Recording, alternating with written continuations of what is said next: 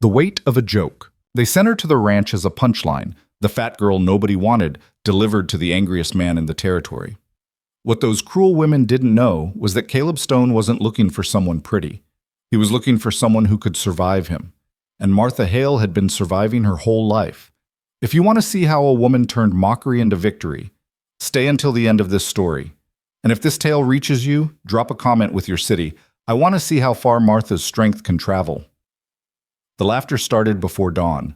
Martha Hale stood in the narrow hallway of Mrs. Pritchard's boarding house, her worn carpetbag clutched against her chest, while three women in cotton nightgowns whispered and giggled behind their hands.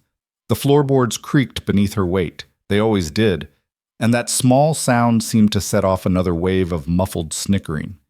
"You're really going?" Bess Morgan asked, her voice dripping with false concern. She was small and blonde, the kind of woman men tipped their hats to on the street. "All the way out to the Stone Ranch?" Martha didn't answer. She'd learned years ago that silence was safer than speech when women like Bess were looking for ammunition. "It's 6 miles from town," another girl added. Caroline with her perfect posture and cruel eyes. "Nothing out there but wind and that horrible man."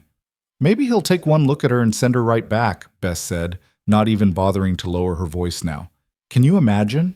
Caleb Stone expecting some dainty thing to cook and clean, and Martha walks through the door." The laughter that followed was bright and sharp like breaking glass. Martha's fingers tightened on the carpetbag's handle. Inside were 2 dresses, both let out at the seams more times than she could count, a hairbrush with missing bristles, and the carefully folded advertisement that had brought her to this moment. Housekeeper needed. Hard work. Isolated ranch. Must be strong. Inquire at Pritchard's boarding house. She'd seen it 3 days ago, posted on the board outside the general store. Mrs. Pritchard had smiled when Martha asked about it, smiled in a way that should have been a warning. "Oh yes, dear, Mr. Stone is desperate for help. Such a difficult man to work for. His last 3 housekeepers left within a week." The older woman had patted Martha's arm with mock sympathy. "But I'm sure you'll do just fine." Now standing in the pre-dawn darkness with laughter echoing around her, Martha understood. This wasn't an opportunity. This was a joke. They'd sent her to fail, to be humiliated, to come crawling back with another story of rejection to feed their entertainment. "You sure you want to go through with this, Martha?" Mrs. Pritchard emerged from her room, tying a robe around her thin frame. Her expression was all practiced concern, but her eyes gleamed with anticipation. "Mr. Stone has quite a temper, and he's particular about appearances." The word hung in the air like smoke. Particular about appearances, meaning he wouldn't want someone who looked like Martha, broad-shouldered and heavy, with thick arms and a body that had never been delicate, never been small, never been the kind that made men look twice except to laugh. Martha had been 5 years old when she first understood that her body was wrong. A boy at church had called her fat as a Christmas goose, and her mother had shushed him but hadn't disagreed.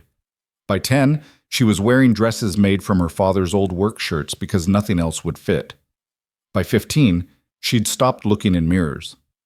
Now, at 23, she'd perfected the art of taking up as little space as possible despite her size, hunching her shoulders, keeping her eyes down, making herself quiet and small in every way except the one that mattered. But she had nowhere else to go. Her parents were dead, her father to a mine collapse, her mother to illness the following winter. The boarding house had taken her in only because she could work, scrubbing floors and hauling water and doing the heavy labor the prettier girls avoided.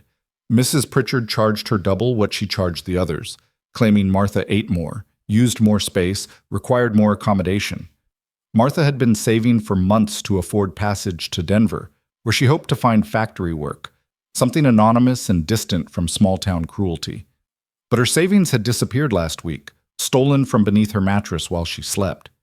She couldn't prove it, but she'd seen Bess wearing a new hat the next day. The job at the Stone Ranch was the only thing standing between Martha and complete destitution. "I'm sure," she said quietly, her first words since entering the hallway. Mrs. Pritchard's smile widened. "Well then, the wagon's waiting outside, mister. Stone sent his ranch hand to collect you at dawn. He's a punctual man. I'll give him that." Martha descended the stairs, each step accompanied by whispers and giggles. At the bottom, She paused and turned back. The three girls stood at the railing above, watching her like vultures waiting for something to die. "Thank you for the opportunity," Martha said, her voice steady despite the trembling in her hands. She wouldn't give them tears. She wouldn't give them anything. Outside, the November air bit through her threadbare coat. The sky was still dark, stars fading into the approach of dawn. A wagon stood at the edge of the street, a grizzled man in a worn hat sitting on the bench. "You the housekeeper?" he asked, not unkindly. "Yes, sir."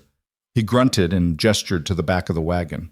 "Name's Roy. Put your bag in back and climb up. It's a rough ride." Martha settled onto the bench beside him, and the wagon lurched into motion. Behind her, she could hear the boarding house door close, cutting off the sound of laughter. They rode in silence through the sleeping town. Dawn broke slowly, painting the sky in shades of pink and gold that seemed too beautiful for the ugliness of the morning. The road turned to dirt once they left the main street, winding through stands of pine and patches of prairie grass gone brown with cold. "You know anything about Caleb Stone?" Roy asked after they'd been traveling for an hour. "Only what people say." "And what do people say?" Martha considered lying, then decided truth was simpler. "That he's mean, that he has a terrible temper, that he's impossible to work for." Roy was quiet for a long moment, the only sound the creak of wagon wheels and the steady clip of hooves. "People say a lot of things. Most of it's horse shit." Martha blinked at the casual profanity. "Caleb's hard," Roy continued, eyes on the road ahead. "He don't suffer fools, don't tolerate laziness, and he sure as hell don't care if people like him. But mean?" He shook his head. "He's the fairest man I ever worked for. Pays on time, treats his animals right, and if you do your job, he'll leave you be." "Then why did the other housekeepers leave?" "Because they came expecting something different than what they got. Came thinking they could flutter their eyelashes and get out of real work. Came hoping a lonely rancher might be looking for more than a housekeeper." Roy spat over the side of the wagon. "Caleb ain't looking for company. He's looking for someone who can keep a house running while he keeps a ranch running. Simple as that." The wagon crested a hill, and Martha's breath caught. The valley below was a sweep of grassland bordered by pine forest, a creek running silver through the middle. The ranch house sat near the water, a solid structure of dark wood and stone, smoke rising from the chimney.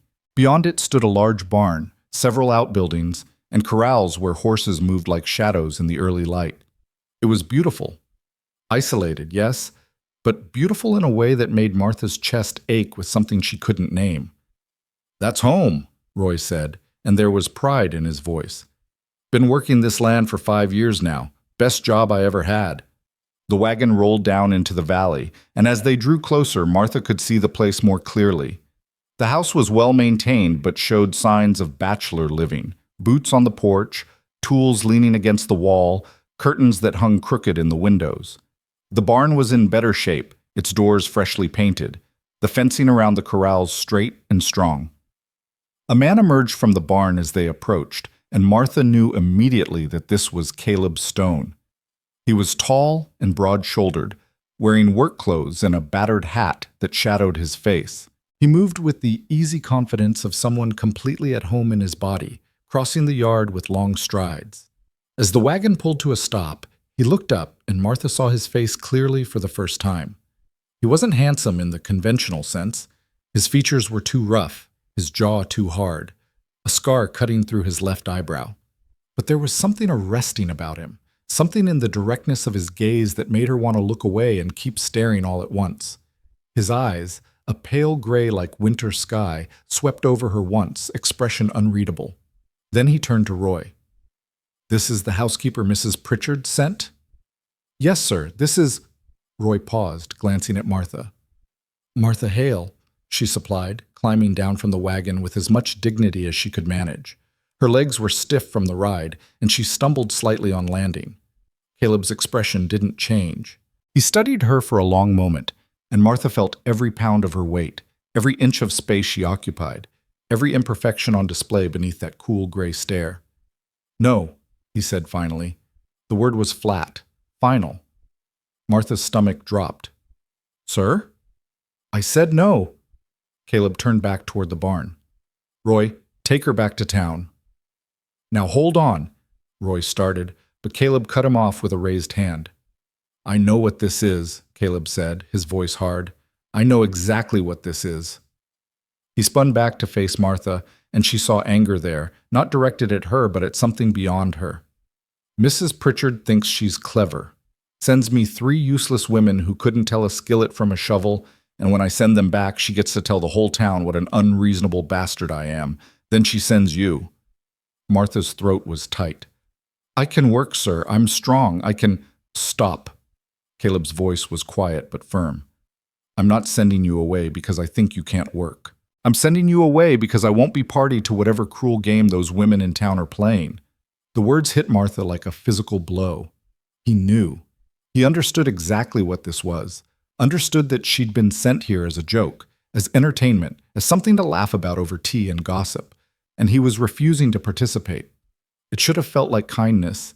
Instead, it felt like the final door closing. I have nowhere else to go, Martha heard herself say. The words came out small and broken, all her careful dignity crumbling. Please. I'll work harder than anyone you've ever hired. I won't complain. I won't ask for anything extra. I need this job. Caleb's jaw tightened. You don't understand what you're asking for. I understand that I have $4 to my name and no prospects. I understand that if I go back to town, I'll be homeless by next week. I understand that this is my last chance. Martha lifted her chin, forcing herself to meet his eyes. And I understand that you think sending me away is some kind of mercy. But it's not. Letting me try, that would be mercy. Silence stretched between them, broken only by the sound of wind in the pines and the distant call of a hawk. Roy cleared his throat. Boss, if you don't mind my saying, we do need the help.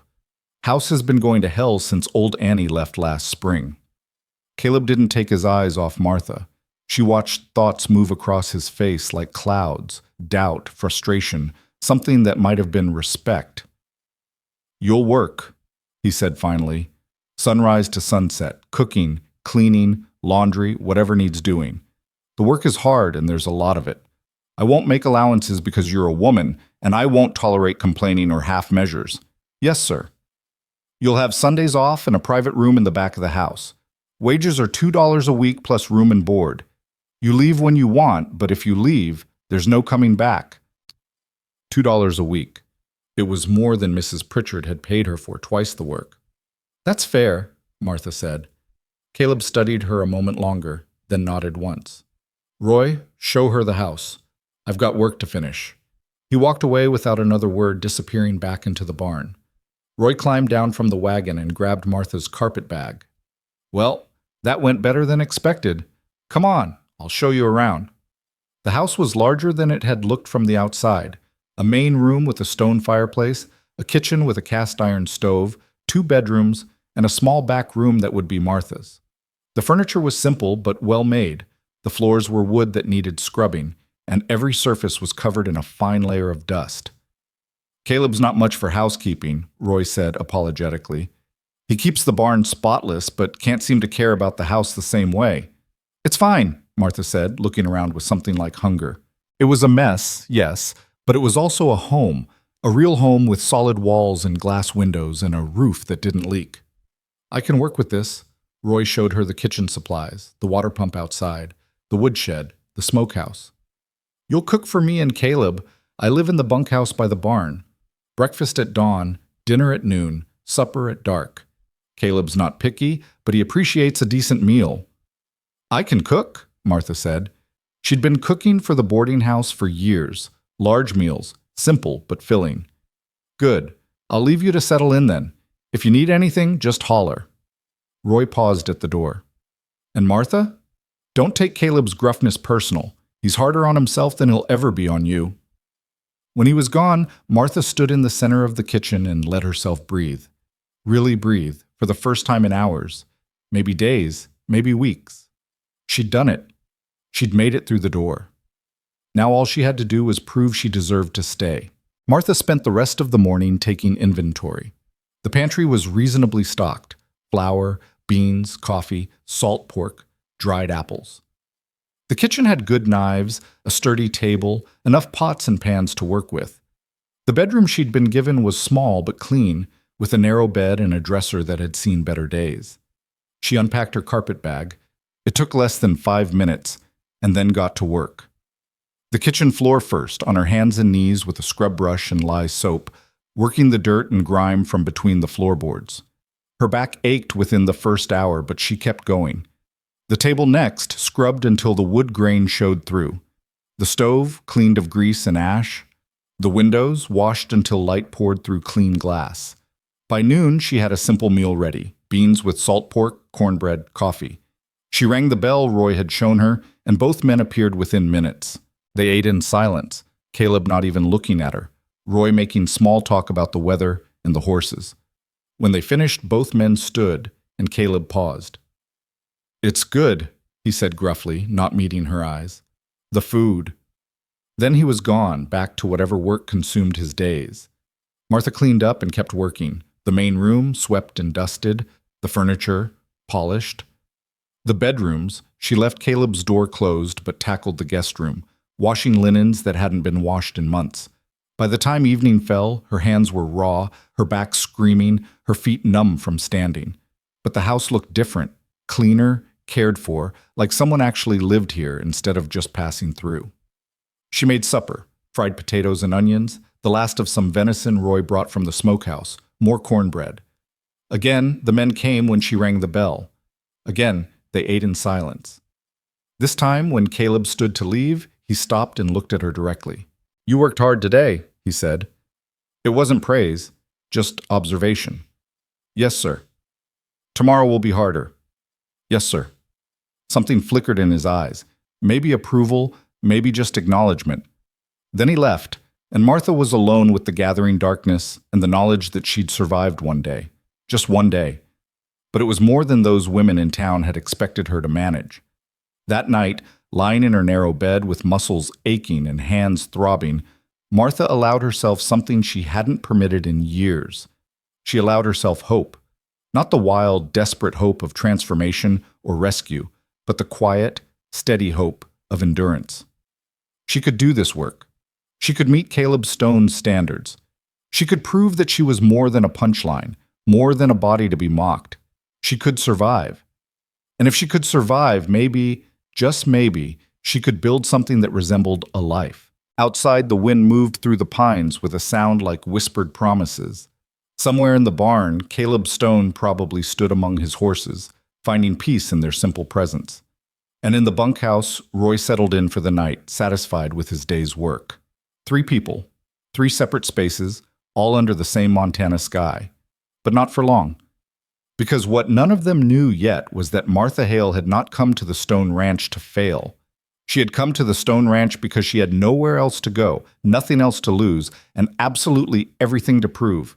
And a woman with nothing to lose is the most dangerous kind of woman there is. The days that followed established a rhythm as steady as a heartbeat. Martha woke before dawn, started the fire, had coffee ready when the men came in for morning chores. She cooked, cleaned, mended, scrubbed, working through pain and exhaustion with the grim determination of someone who knew this was her last chance at anything resembling stability. Caleb barely spoke to her. He ate what she cooked, left money for supplies on the kitchen table, and spent his days working the ranch with an intensity that seemed almost punishing.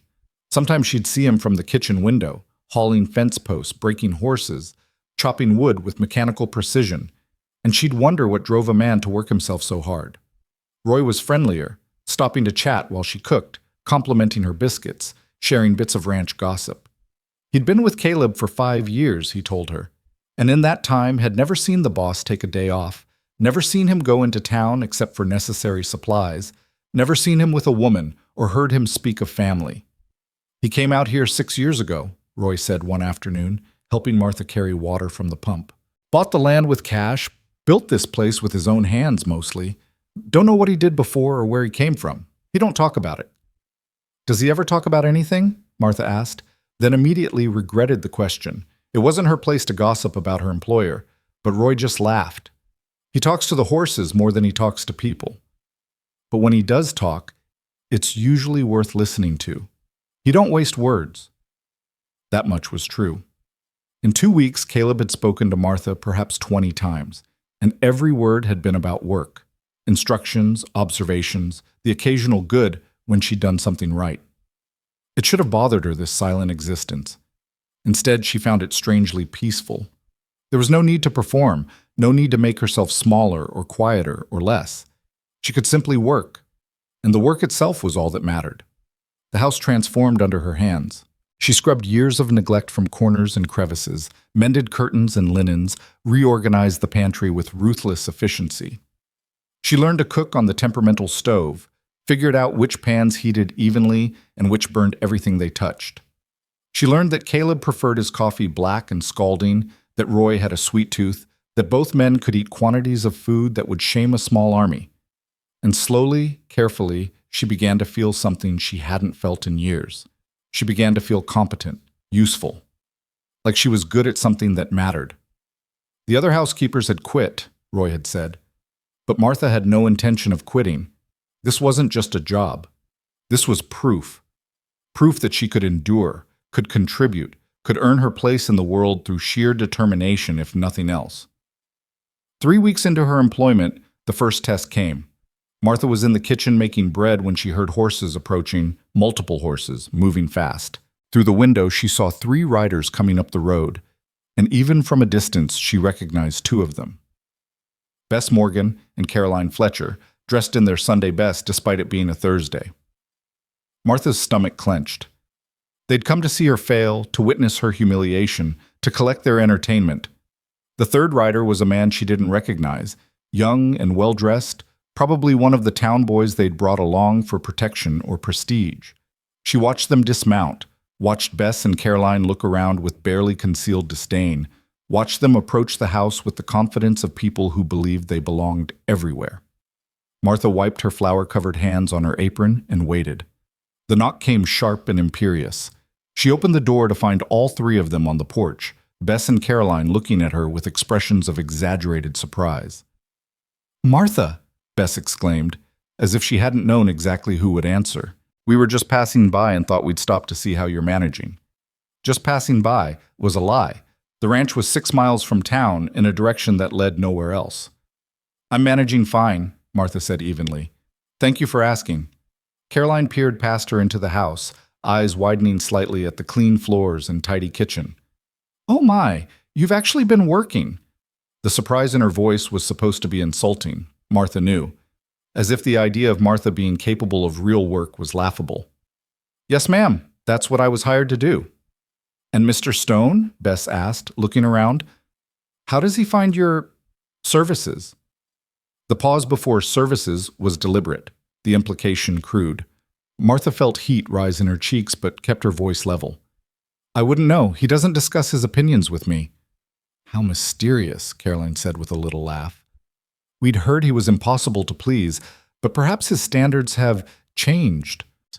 The young man with them, he couldn't have been more than 20, shifted uncomfortably, clearly aware he was witnessing something cruel but uncertain how to intervene. "Was there something you needed?" Martha asked. "I have work to return to." "Oh, we don't want to keep you from your work," Bess said sweetly. "We just wanted to make sure you were settling in. It would be terrible if you'd come all this way just to— Is there a problem here?" All of them jumped. Caleb stood at the edge of the porch, apparently having approached from the barn without any of them noticing. His hat shadowed his face, but his voice was cold as November wind. "Oh, Mr. Stone!" Bess immediately shifted into a different mode, smiling, simpering, the kind of performance Martha had seen women do around men they considered important. "We were just checking on poor Martha, making sure she was adjusting well to ranch life." Caleb looked at Bess with the same expression he might give a cow that had wandered into his kitchen. "You rode 6 miles out of your way to check on my housekeeper?" "Well, we were concerned." "No, you weren't." Caleb's voice was flat, factual. "You came to gawk. You came hoping she'd failed so you'd have something to laugh about back in town." The silence that followed was thunderous. The young man looked mortified. Caroline's smile froze in place. Bess's face went white, then red. "I don't know what Martha told you," Bess started, "but—" "Martha told me nothing," She doesn't gossip, unlike some people. Caleb stepped onto the porch fully now, and though he didn't raise his voice, there was something in his presence that made all three visitors take a step back. But I know exactly what you did. You sent her here as a joke. You thought it would be funny to send someone you considered beneath you to work for someone you consider a monster. You thought we'd both be humiliated and you'd be entertained. That's not... We would never... Get off my land, Caleb said quietly. Bess blinked. Excuse me? You heard me? Get off my land. All of you. Now. Mr. Stone, there's no need to be rude. I'm not being rude. I'm being clear. Caleb crossed his arms. Martha Hale is the best housekeeper I've ever had.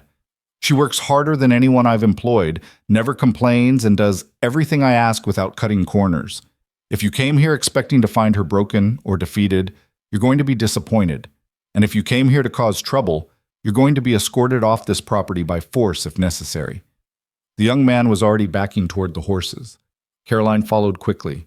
Only Bess remained, her face a mask of humiliation and fury. You'll regret this, she hissed. When word gets around town that you're protecting some fat... Finish that sentence, Caleb said softly. And I'll make sure everyone in town knows exactly what kind of person you are. The kind who mocks someone for needing work. The kind who thinks cruelty is entertainment. Now get off my land. Bess turned and fled, practically running to her horse.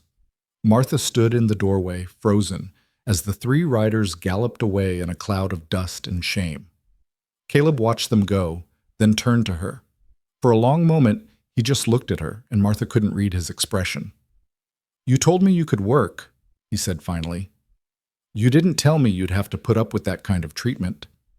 I didn't think it mattered, sir. It matters. Caleb's jaw was tight. What those women did, sending you here thinking I'd be cruel to you, hoping we'd both be humiliated, that's not something I'll tolerate. Not on my land. Martha's throat was tight. No one had ever defended her before. Not like this. Not with such fierce, uncompromising anger on her behalf. Thank you, she managed. Caleb shook his head. Don't thank me. I didn't do it for gratitude. I did it because it needed doing. He paused, then added more quietly, and because what I said was true. You're the best housekeeper I've ever had. I won't have anyone suggesting otherwise. He left then, striding back toward the barn with the same purposeful gait that carried him everywhere.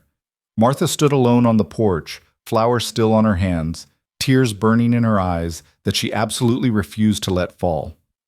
For the first time in her adult life, someone had seen her, really seen her, not as a body to mock or a burden to tolerate, but as a person who worked hard and deserved respect.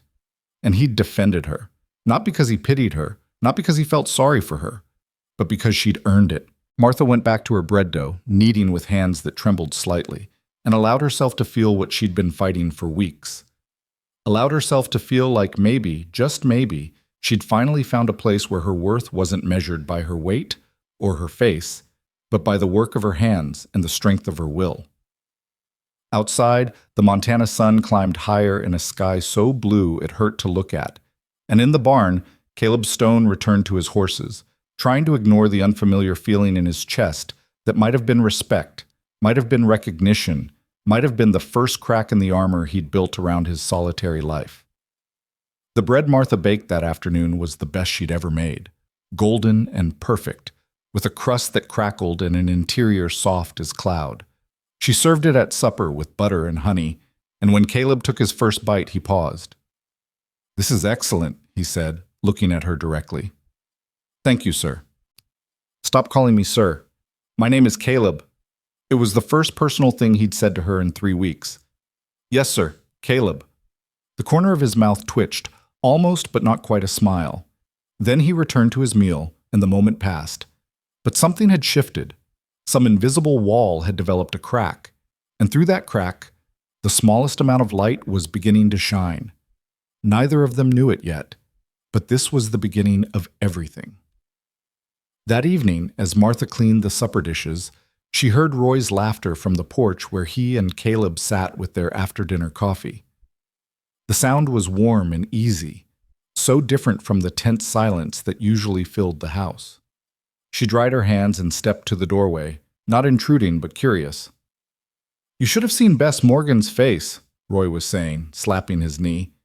Thought she was going to fall right off that horse. I heard the whole thing from the barn. Get off my land, you said, cold as winter stone. They had it coming. Caleb's voice was quieter, but there was no regret in it. Oh, they absolutely did. But you know how this town works. By tomorrow morning, every gossip from here to Helena will have heard some version of what happened. They'll make you out to be the villain. Let them. I don't give a damn what they think. Roy was quiet for a moment. You know, boss, in 5 years I've never seen you defend anyone like that. Not even yourself when they spread those lies after you first arrived. Martha's breath caught. She shouldn't be listening to this, but she couldn't make herself move away. That was different, Caleb said. How so? Those lies were about me. I chose to live out here alone. I chose not to explain myself. But Martha... He paused, and Martha heard the clink of his coffee cup being set down. She didn't choose to be sent here as entertainment. She didn't choose to be mocked. She just needed work, and those women treated her like a joke because of how she looks. She's a good worker, Roy agreed. Best meals I've had in years, and the house actually feels like a home now. It's more than that. She endures. Caleb's voice held something Martha had never heard before, something like admiration. Every morning she's up before dawn. Every night she works until the last dish is clean. Her hands are cracked from lye soap. Her back probably screams from all the scrubbing, but she never complains, never asks for special treatment, never cuts a corner. Sounds like someone else I know, Roy said with amusement. Maybe that's why it matters. I know what it's like when people decide who you are before you open your mouth. When they look at you and see what they want to see instead of what's actually there.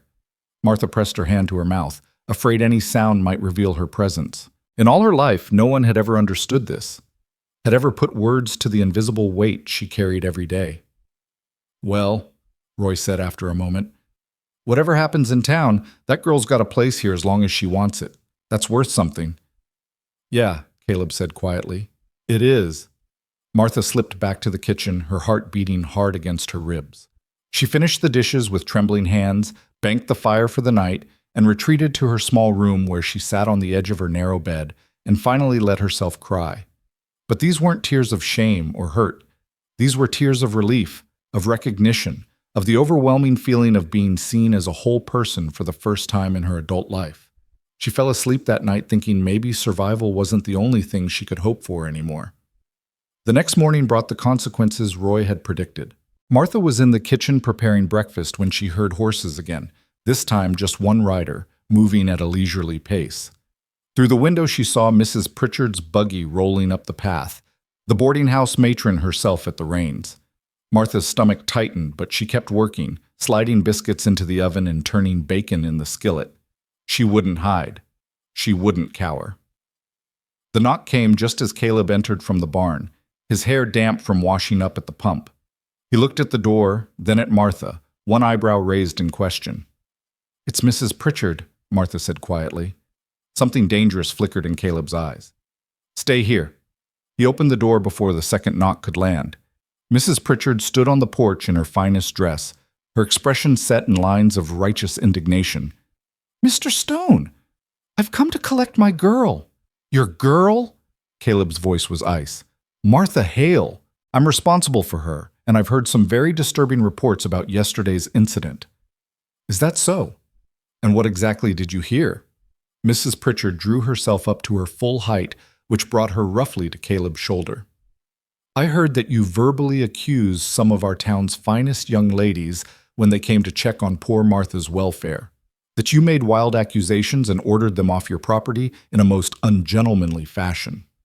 Poor Martha's welfare, Caleb repeated flatly. Is that what we're calling it? I don't appreciate your tone, Mr. Stone. As Martha's guardian, you're not her guardian. She's 23 years old and employed by me. You have no claim on her. I most certainly do have a claim. She stayed at my establishment, ate my food, slept under my roof, and paid you for all of it, I imagine. Probably more than you charged those finest young ladies you're so concerned about. Mrs. Pritchard's face flushed. The girl is simple-minded and doesn't understand what she's gotten herself into. Living alone with 2 men, no proper female supervision, exposing herself to all manner of impropriety. Simple-minded. Caleb's voice dropped to something barely above a whisper, which somehow made it more threatening than if he'd shouted. You think Martha is simple-minded? Well, she's certainly not sophisticated. She's a large, ungainly girl with no family, no prospects, and limited understanding of the world. Someone needs to look after her interests. From the kitchen, Martha felt something inside her crystallize into sharp, cold clarity. Mrs. Pritchard had taken her in not out of charity, but because she could work her harder and charge her more than the prettier girls. And now, when Martha had found something better, the older woman was trying to drag her back under the guise of protection. She set down her spatula and walked to the door, stepping into view beside Caleb. Mrs. Pritchard's eyes widened slightly at seeing her. "Hello, Mrs. Pritchard," Martha said, her voice steady. "Martha, dear, get your things. I'm taking you back to town where you belong." "I belong here." The words came out stronger than Martha had intended, but she didn't soften them. "I have a job here. A good job with fair wages and honest work. I don't want to leave." "You don't know what you want, child. You're confused and overwhelmed." "I'm not confused." Martha took a breath, feeling Caleb's solid presence beside her like an anchor. "And I'm not a child. You never cared about my welfare when I was scrubbing your floors for pennies. You never worried about my prospects when you let your boarders steal from me. You only care now because someone else values what you threw away." Mrs. Pritchard's expression turned ugly. "How dare you speak to me that way? After everything I did for you, you did nothing for me except take my money and my labor. And I'm done with it. I'm done with you, and I'm done with that town full of people who think cruelty is entertainment." "You'll regret this," Mrs. Pritchard hissed. "When word gets out that you're living in sin with these men, when no decent person will associate with you, when you're completely ruined—" "Ma'am," Caleb's voice cut through her tirade like a blade. "You have 3 seconds to get off my porch before I remove you myself. 1, Mrs. Pritchard sputtered. "You wouldn't dare. 2."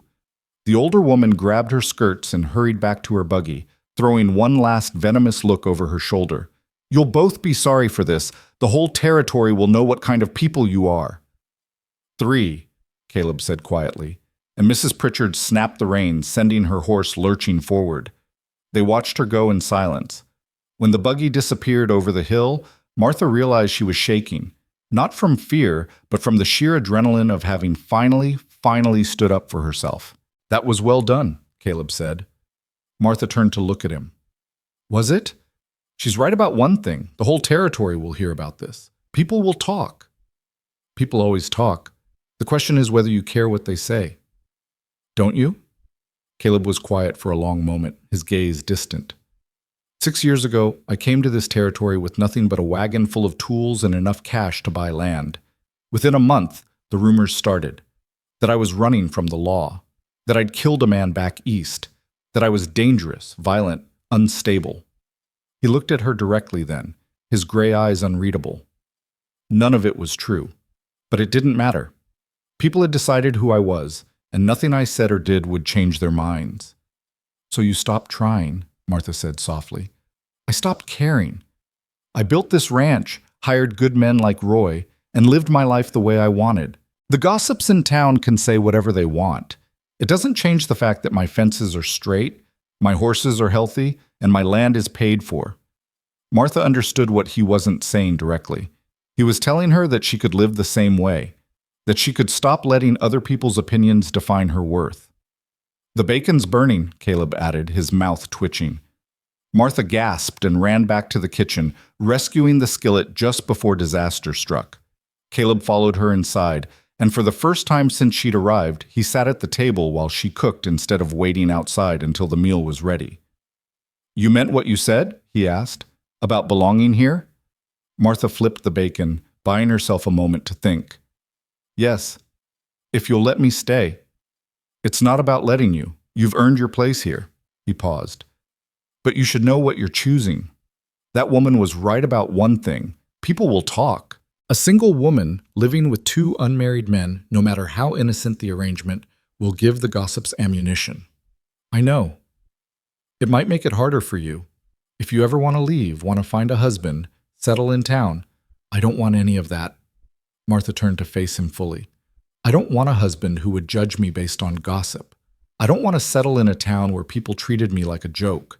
I want to work hard and earn fair wages and live somewhere I'm valued for what I contribute, not condemned for what I look like." Caleb studied her for a long moment, and something in his expression shifted, respect deepening into something else, something neither of them was quite ready to name. "Then you'll stay," he said simply. "For as long as you want." Roy arrived for breakfast then, taking in the scene with barely concealed amusement. "I see we had another visitor. Old Pritchard looked fit to burst when she went flying past the barn." "Martha told her she's not going back," Caleb said. "Good." Roy settled into his chair with satisfaction. "About time someone stood up to that old vulture. Now, is there any of that bacon left, or did the dramatic confrontations consume it all?" Martha laughed, actually laughed, the sound surprising her.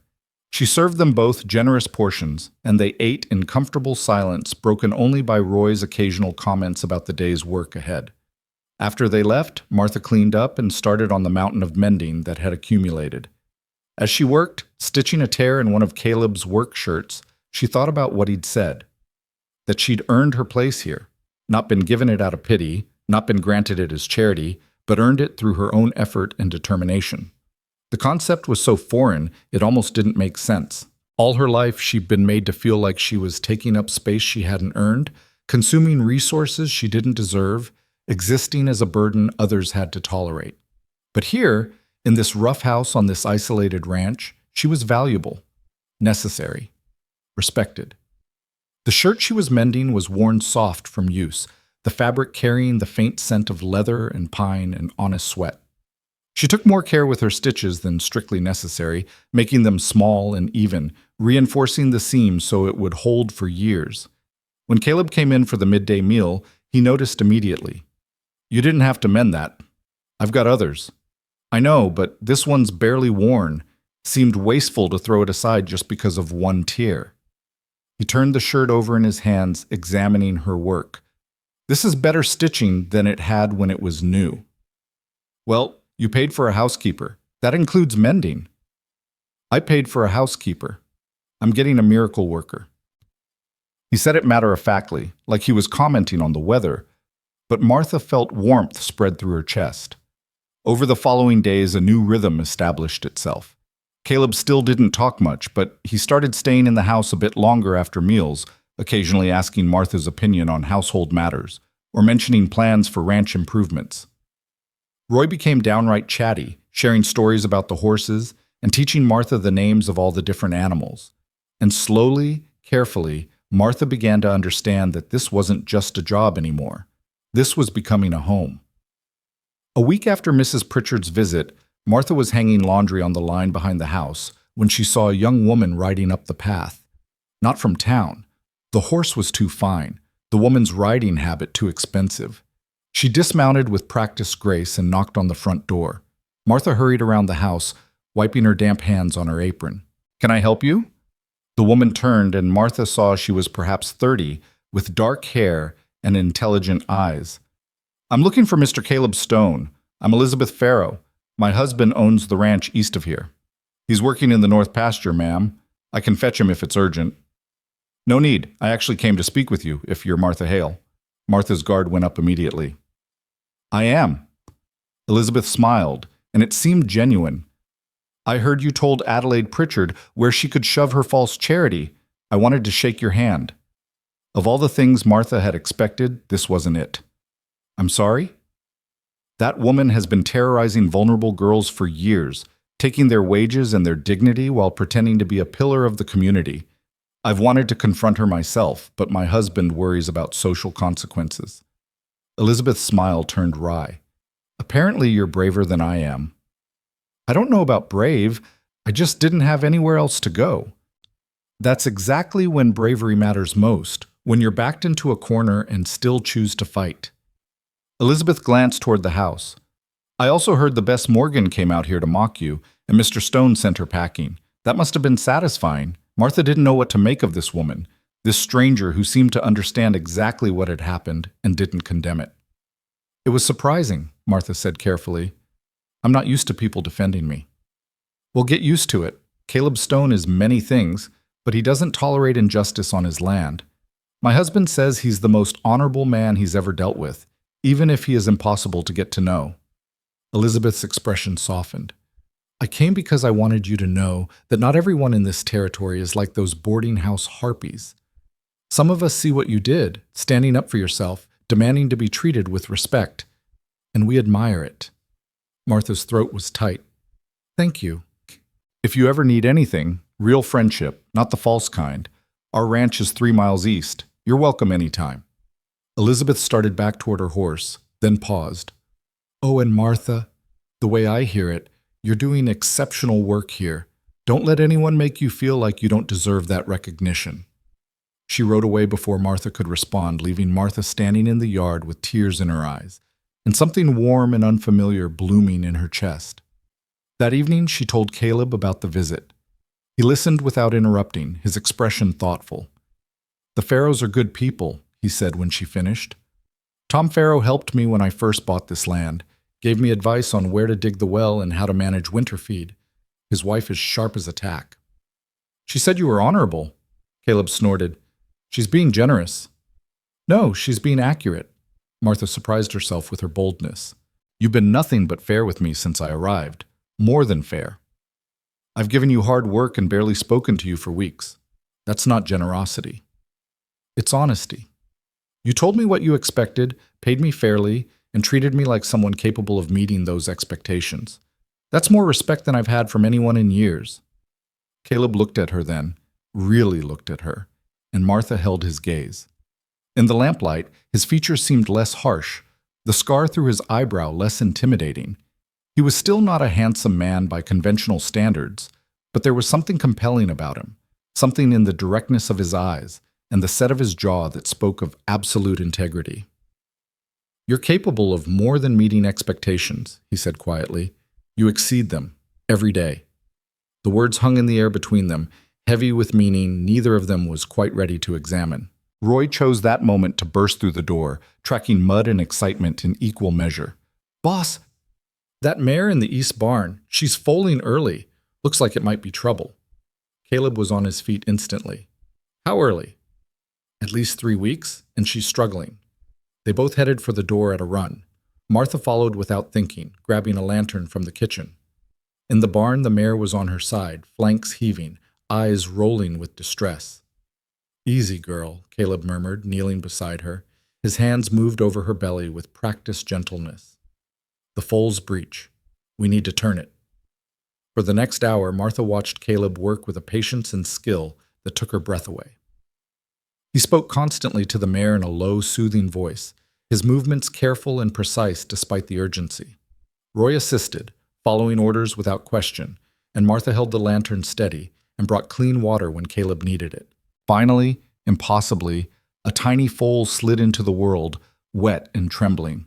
The mare lifted her head, nickering softly, and Caleb sat back on his heels, his shirt soaked with sweat, and worse. Will they be all right? Martha asked. They will now. Caleb stood watching the mare begin to clean her baby. It was close, though. Another hour, and we might have lost them both. Roy clapped him on the shoulder. You've got magic hands with horses, boss. Always have. Just experience. But Caleb's eyes were soft as he watched the foal try to stand on impossibly long legs. This one's going to be special. Look at those markings. Martha looked. The foal was dark with a white blaze down her face and 4 white socks, striking even in the dim lantern light. She's beautiful, Martha breathed. She is. Caleb turned to her, his expression unreadable. Thank you for the help. I didn't do anything. You stayed calm and did what was needed. That's everything. They walked back to the house together, Roy heading off to the bunkhouse, leaving Martha and Caleb alone under a sky full of stars. The night was cold, the kind of cold that made breath visible and turned grass to crystal. I've never seen anything like that, Martha said. Birth, I mean. It was intense. It's always intense. Bringing life into the world. There's nothing routine about it.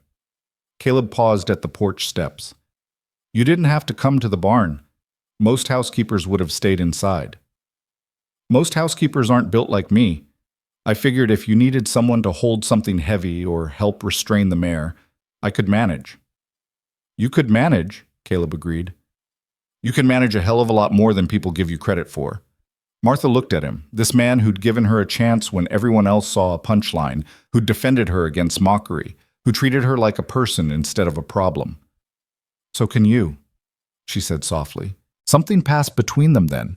Recognition, understanding, the acknowledgement of two people who'd both been judged unfairly and had chosen to prove the world wrong through sheer, stubborn determination. Caleb cleared his throat. It's late. You should get some sleep. So should you. I will. I just want to check on the mare one more time. Martha nodded and went inside, but she watched from the kitchen window as Caleb walked back to the barn, his silhouette dark against the star-filled sky. She thought about his hands, so gentle with the struggling mare, so patient with the frightened foal.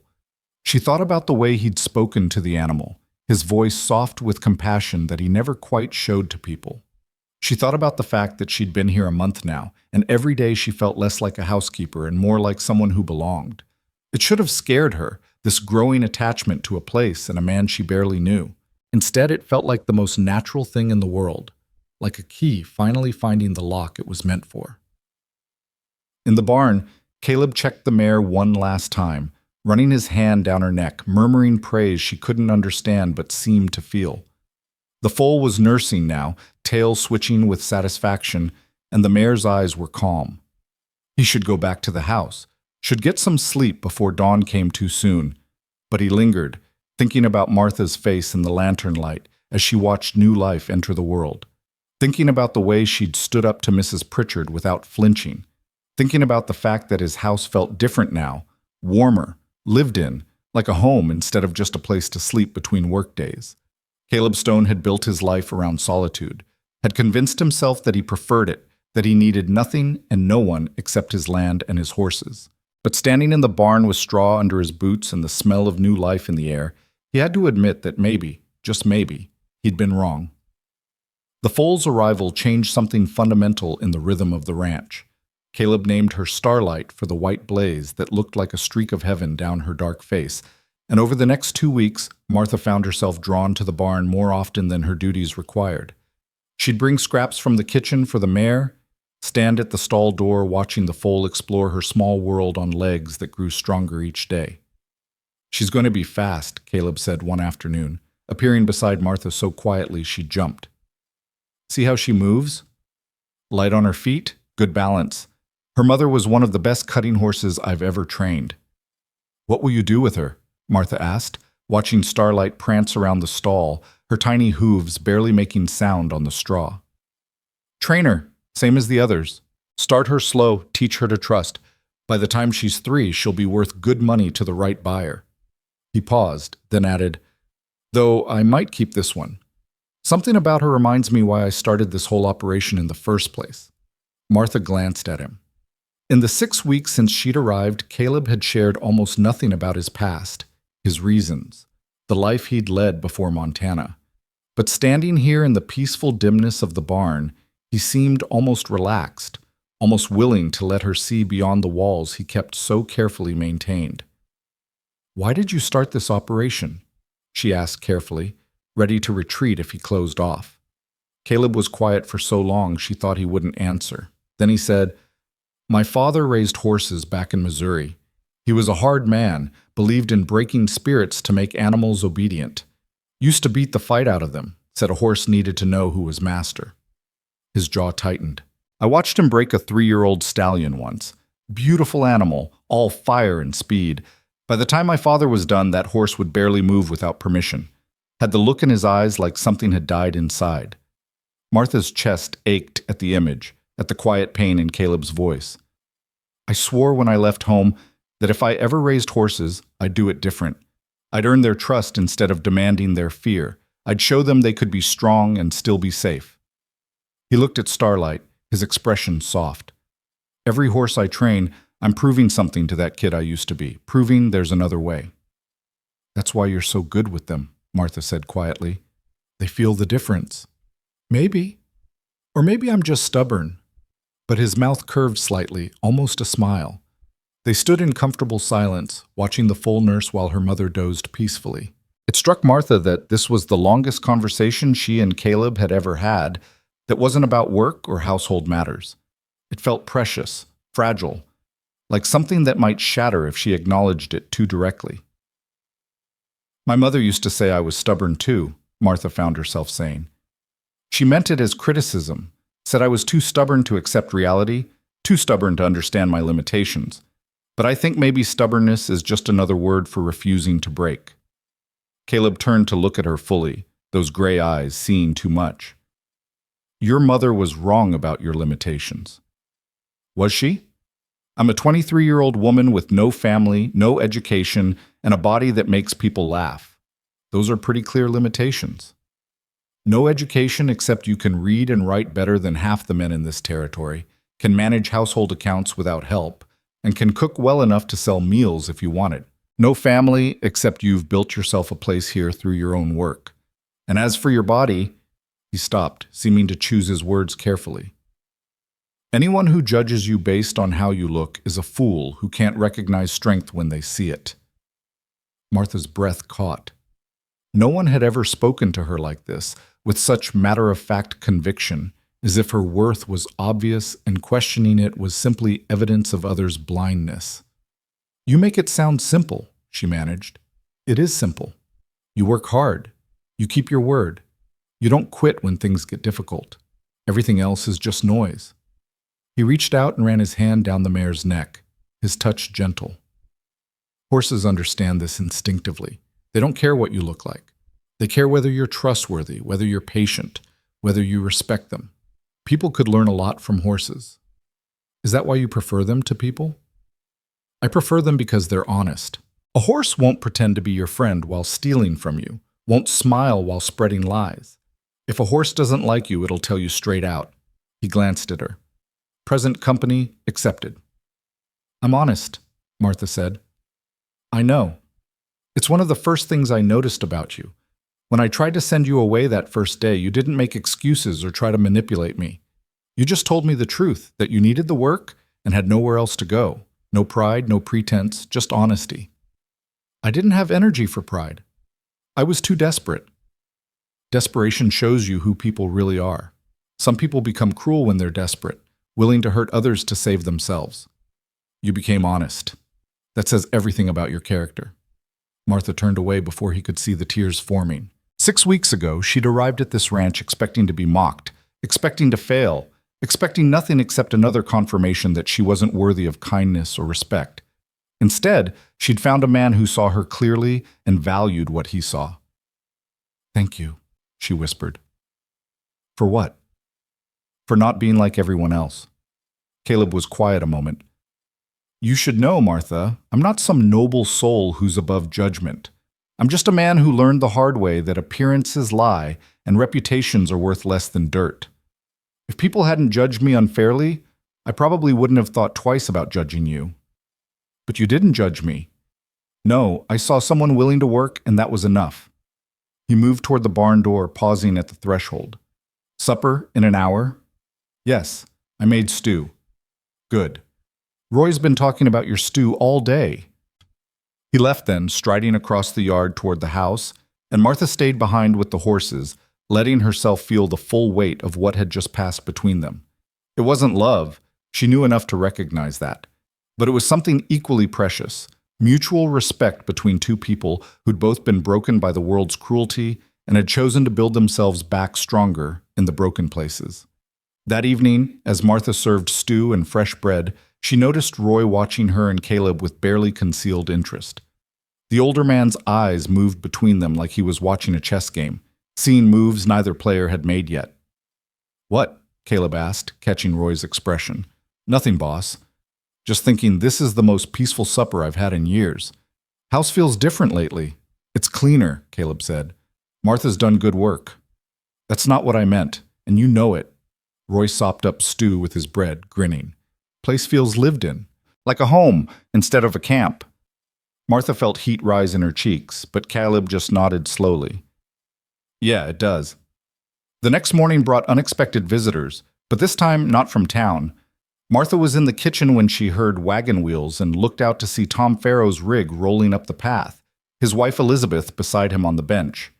Caleb emerged from the barn, wiping his hands on his work pants.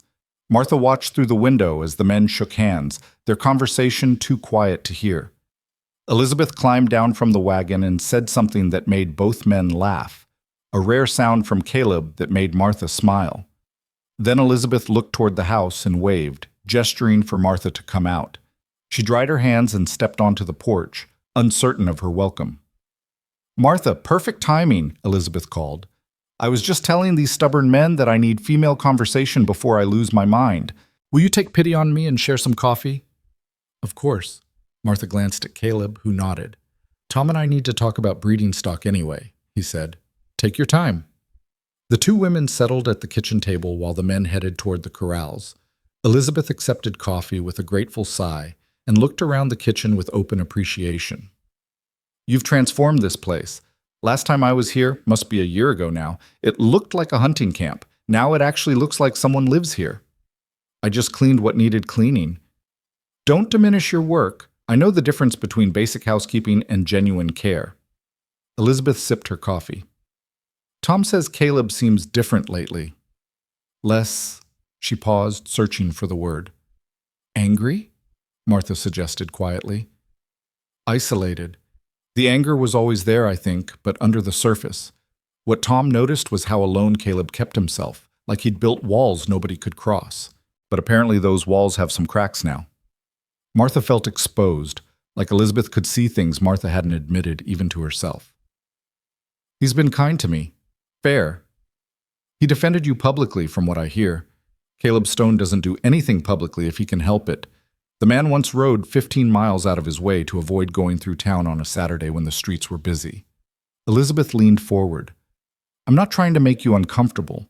I just wanted you to know that we've noticed the change, and we're glad of it.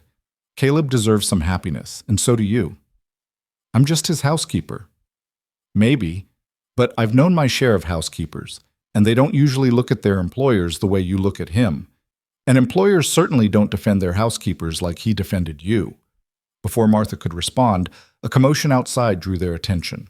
Through the window, they saw a group of riders approaching, 5 men, moving with purpose. Martha recognized one of them immediately. Michael Shaw, one of the young men who hung around the boarding house, always ready with a cruel comment or a mocking laugh. Caleb and Tom stood in the yard, their postures shifting to something wary and ready. Roy emerged from the barn, a pitchfork still in his hands. "Stay inside," Elizabeth said quietly, but there was steel in her voice. "And if things go badly, you get ready to ride for the sheriff." "What's happening?" "I don't know, but 5 men don't ride out to an isolated ranch for friendly conversation." The riders pulled up in a cloud of dust. Michael Shaw dismounted first, his expression ugly with something Martha couldn't quite read. "Stone," he called out, loud enough that Martha could hear clearly through the window. "We need to talk about your housekeeper." "Nothing to talk about," Caleb said, his voice flat and cold.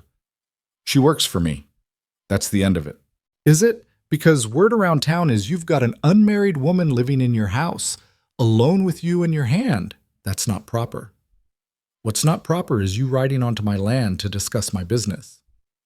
"It becomes the community's business when you're harboring a woman of questionable morals," another man said, older, with a face like a dried apple. "Mrs. Pritchard says the girl refused to return to proper supervision, says she's living in sin out here." Martha's hands clenched into fists. Elizabeth touched her arm gently. "Let Caleb handle this," she murmured. "He's dealt with worse."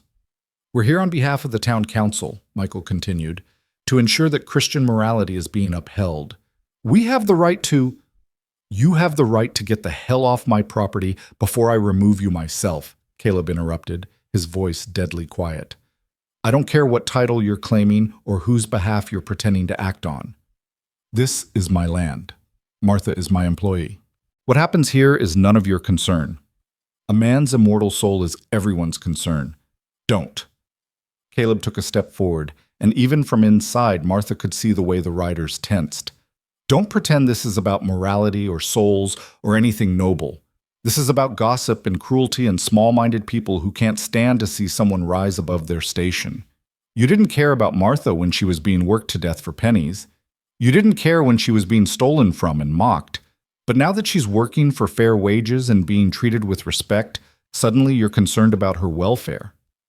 We're concerned about scandal, the older man said stiffly. About a woman's reputation.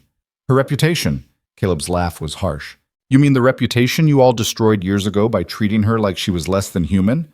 By making her the punchline of every cruel joke? By ensuring no decent family would hire her because of how she looks? He crossed his arms. Where was this concern for reputation, then?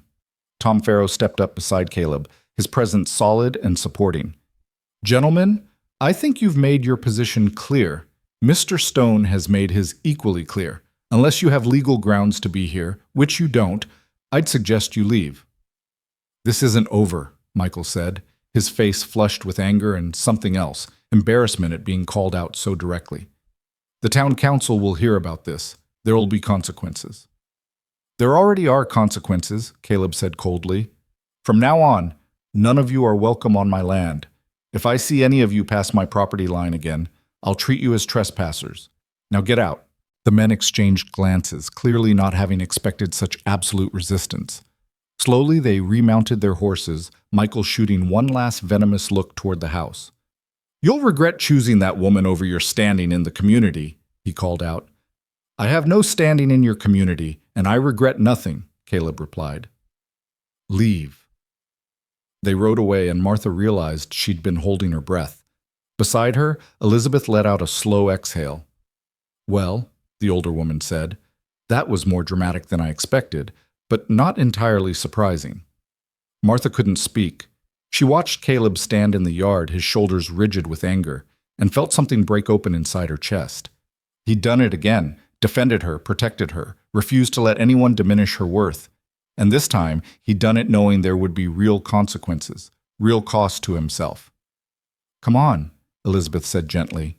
Let's go out there before the men convince themselves they need to ride into town and start a war. Outside, Tom was speaking quietly to Caleb, who looked like he wanted to hit something. Roy had set down his pitchfork but stayed close, his weathered face concerned. Caleb, Elizabeth said as they approached, that was well handled. Was it? Because I'm fairly certain I just declared war on half the town.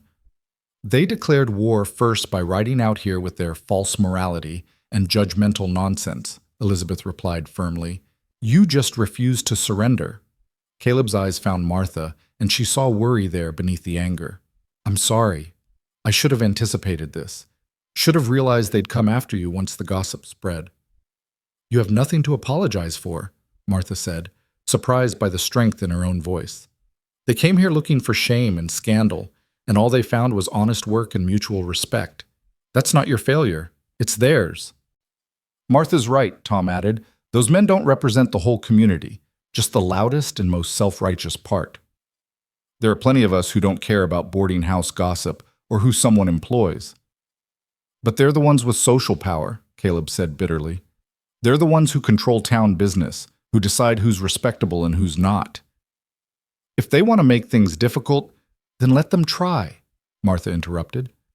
All three of them turned to look at her, and she lifted her chin. I've survived difficult before. So have you. We can survive this too.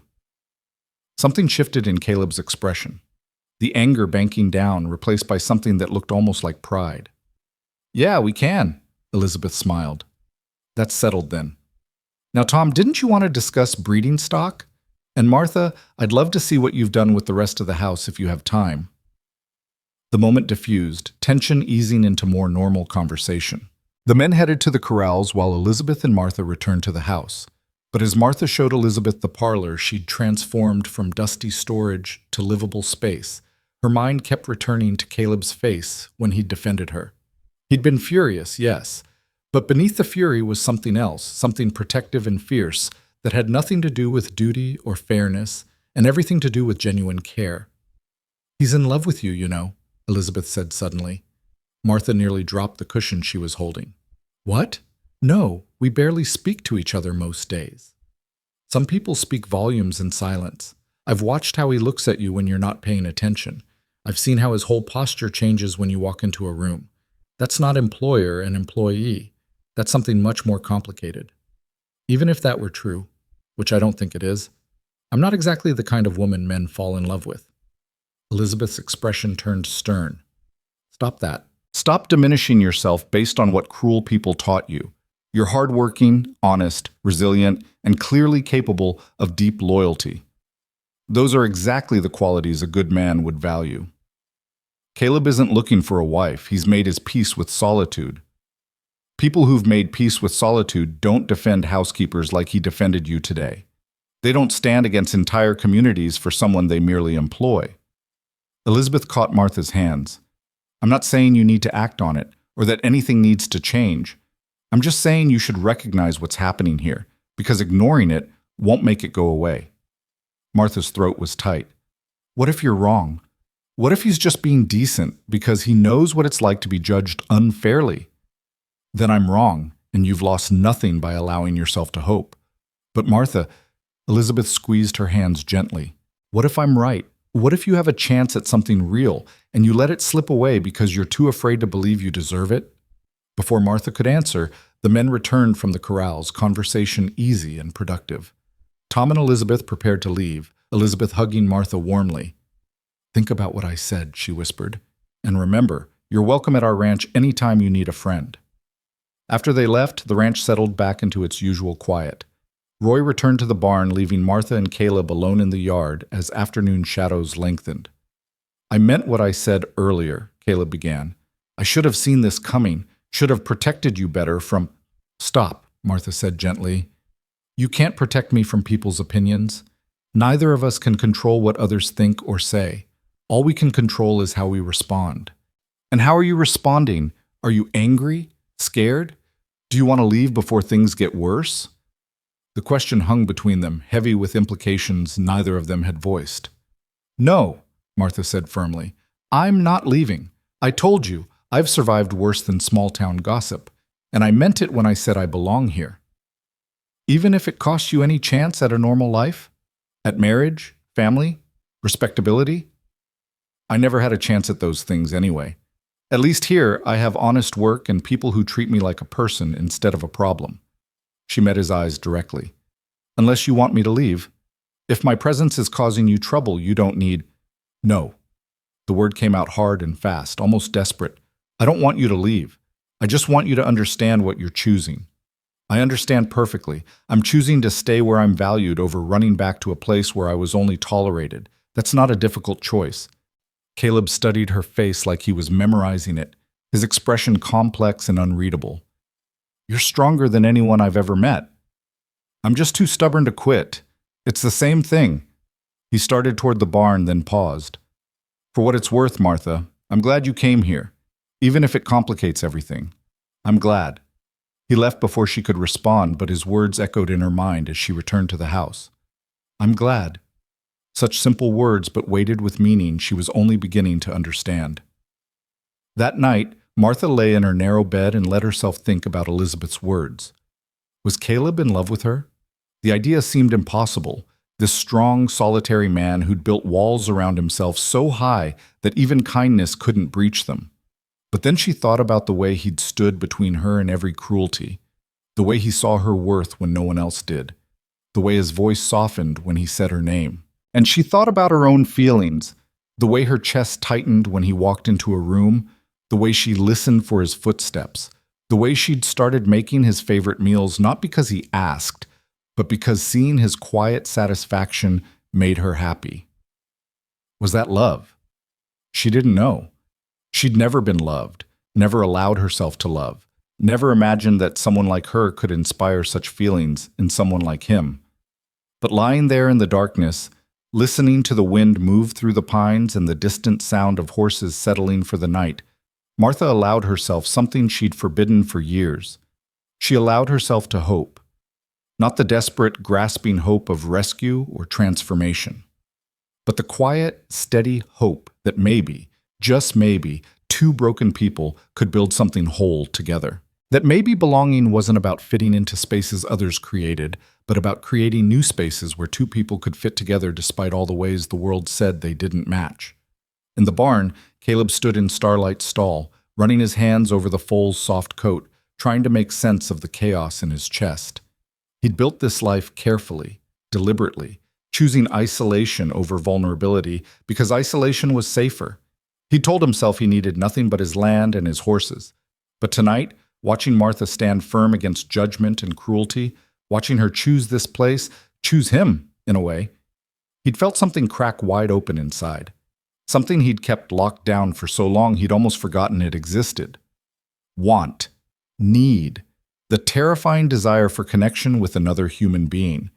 He'd told Tom Farrow earlier, while they looked at breeding stock, that having Martha here had made things complicated. Tom had laughed and said, "The best things in life are always complicated, Caleb. Simple doesn't build anything worth keeping." Caleb hadn't responded, but the words had lodged themselves in his mind. Was this worth keeping? This fragile thing building between him and Martha, whatever it was? And if he acknowledged it, gave it space to grow, what happened when she realized she could do better? When she understood that she didn't have to settle for a scarred, angry man who could barely speak 3 words without sounding gruff? The foal nuzzled his hand, and Caleb smiled despite himself. "You've got it easy," he told Starlight. "All you have to worry about is learning to trust. You don't have to figure out if you deserve what you want." But as he left the barn and looked at the house, warm light glowing in the kitchen window where Martha was probably reading before bed, Caleb had to admit the truth he'd been avoiding. He didn't just want Martha to stay. He wanted her to stay forever, and that terrified him more than anything else ever had. The following week brought the first snow of the season, transforming the ranch into something from a winter painting. Martha woke to find the world outside her window draped in white, the pines heavy with it, the barn roof thick with powder that caught the early sun and threw back diamond light. She built up the fire and started coffee, her breath visible in the cold kitchen until the stove's warmth spread through the room. Outside, she could hear Caleb and Roy already at work, their voices carrying clear and sharp in the frozen air as they broke ice on the water troughs and threw hay to the horses. By the time they came in for breakfast, both men were red-cheeked and stamping snow from their boots, their clothes dusted white. "It's early for snow this heavy," Roy said, wrapping his hands around his coffee mug. "Could be a hard winter." "We're prepared," Caleb said, his eyes on the window where snow continued to fall in lazy spirals. "Hay's stored, barn's tight, horses are in good condition." He glanced at Martha. "You got everything you need? Enough supplies to get through if we're snowed in for a while?" "I took inventory yesterday. We're well stocked for at least 6 weeks, longer if we're careful." "Good." He paused, then added, "Thank you for thinking ahead." It was a small thing, this acknowledgement, but it warmed Martha more than the fire. In the 2 months since she'd arrived, these moments of recognition had accumulated like coins in a jar. Not dramatic or overwhelming, but steady and real. After breakfast, Roy headed back to the barn to check on the horses while Caleb lingered at the table, unusual enough that Martha paused in her dishwashing. "Something wrong?" she asked. "No, I just—" He stopped, seeming to wrestle with words. "I've been thinking about what happened last week. Those men coming here making accusations."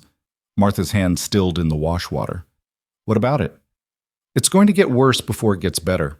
Small towns don't let go of scandal easily, and having you here, an unmarried woman living with 2 men, that's the kind of thing people fixate on." He met her eyes.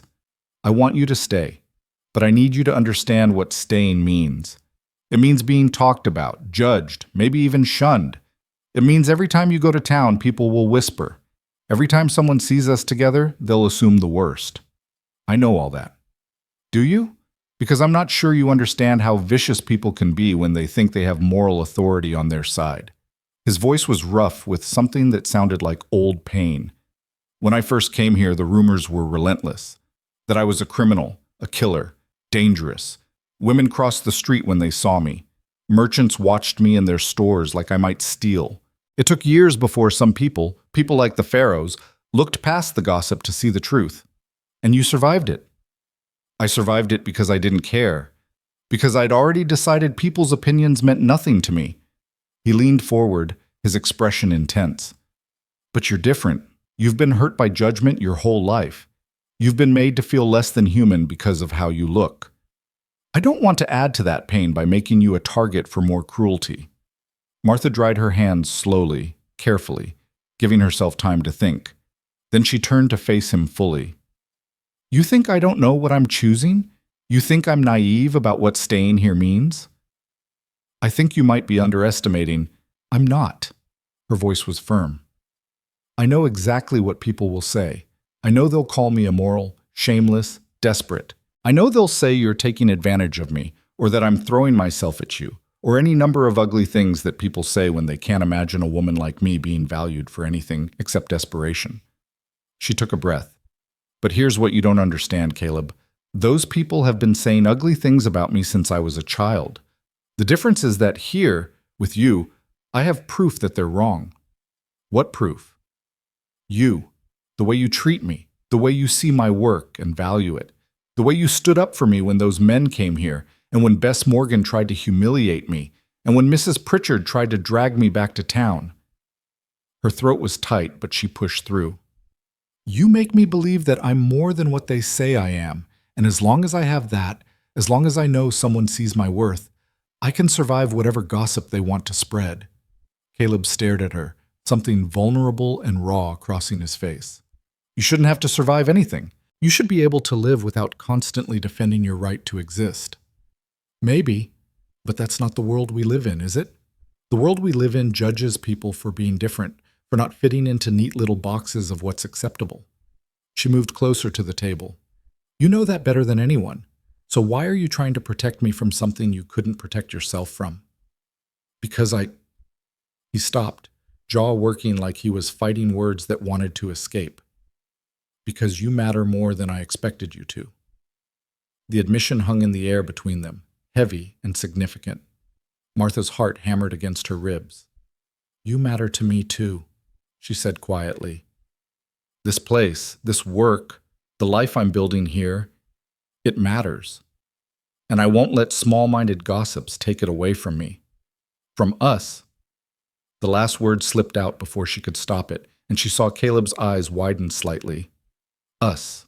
As if they were a unit, a team, something more than just employer and employee. Before either of them could examine that too closely, Roy's voice called from outside, urgent and concerned. Boss, we got a problem! Caleb was on his feet instantly, grabbing his coat as he headed for the door. Martha followed, pulling a shawl around her shoulders as she stepped onto the porch. In the yard, Roy stood with 3 men on horseback, but these weren't townsmen come to judge. These were ranch hands, their clothes worn and practical, their horses lathered despite the cold. What happened? Caleb asked, already moving toward them. The lead rider, a grizzled man with a scar across his jaw, spoke quickly. Tom Farrow sent us. There's trouble in town. Bunch of young hotheads worked themselves up about immoral conduct and decent society.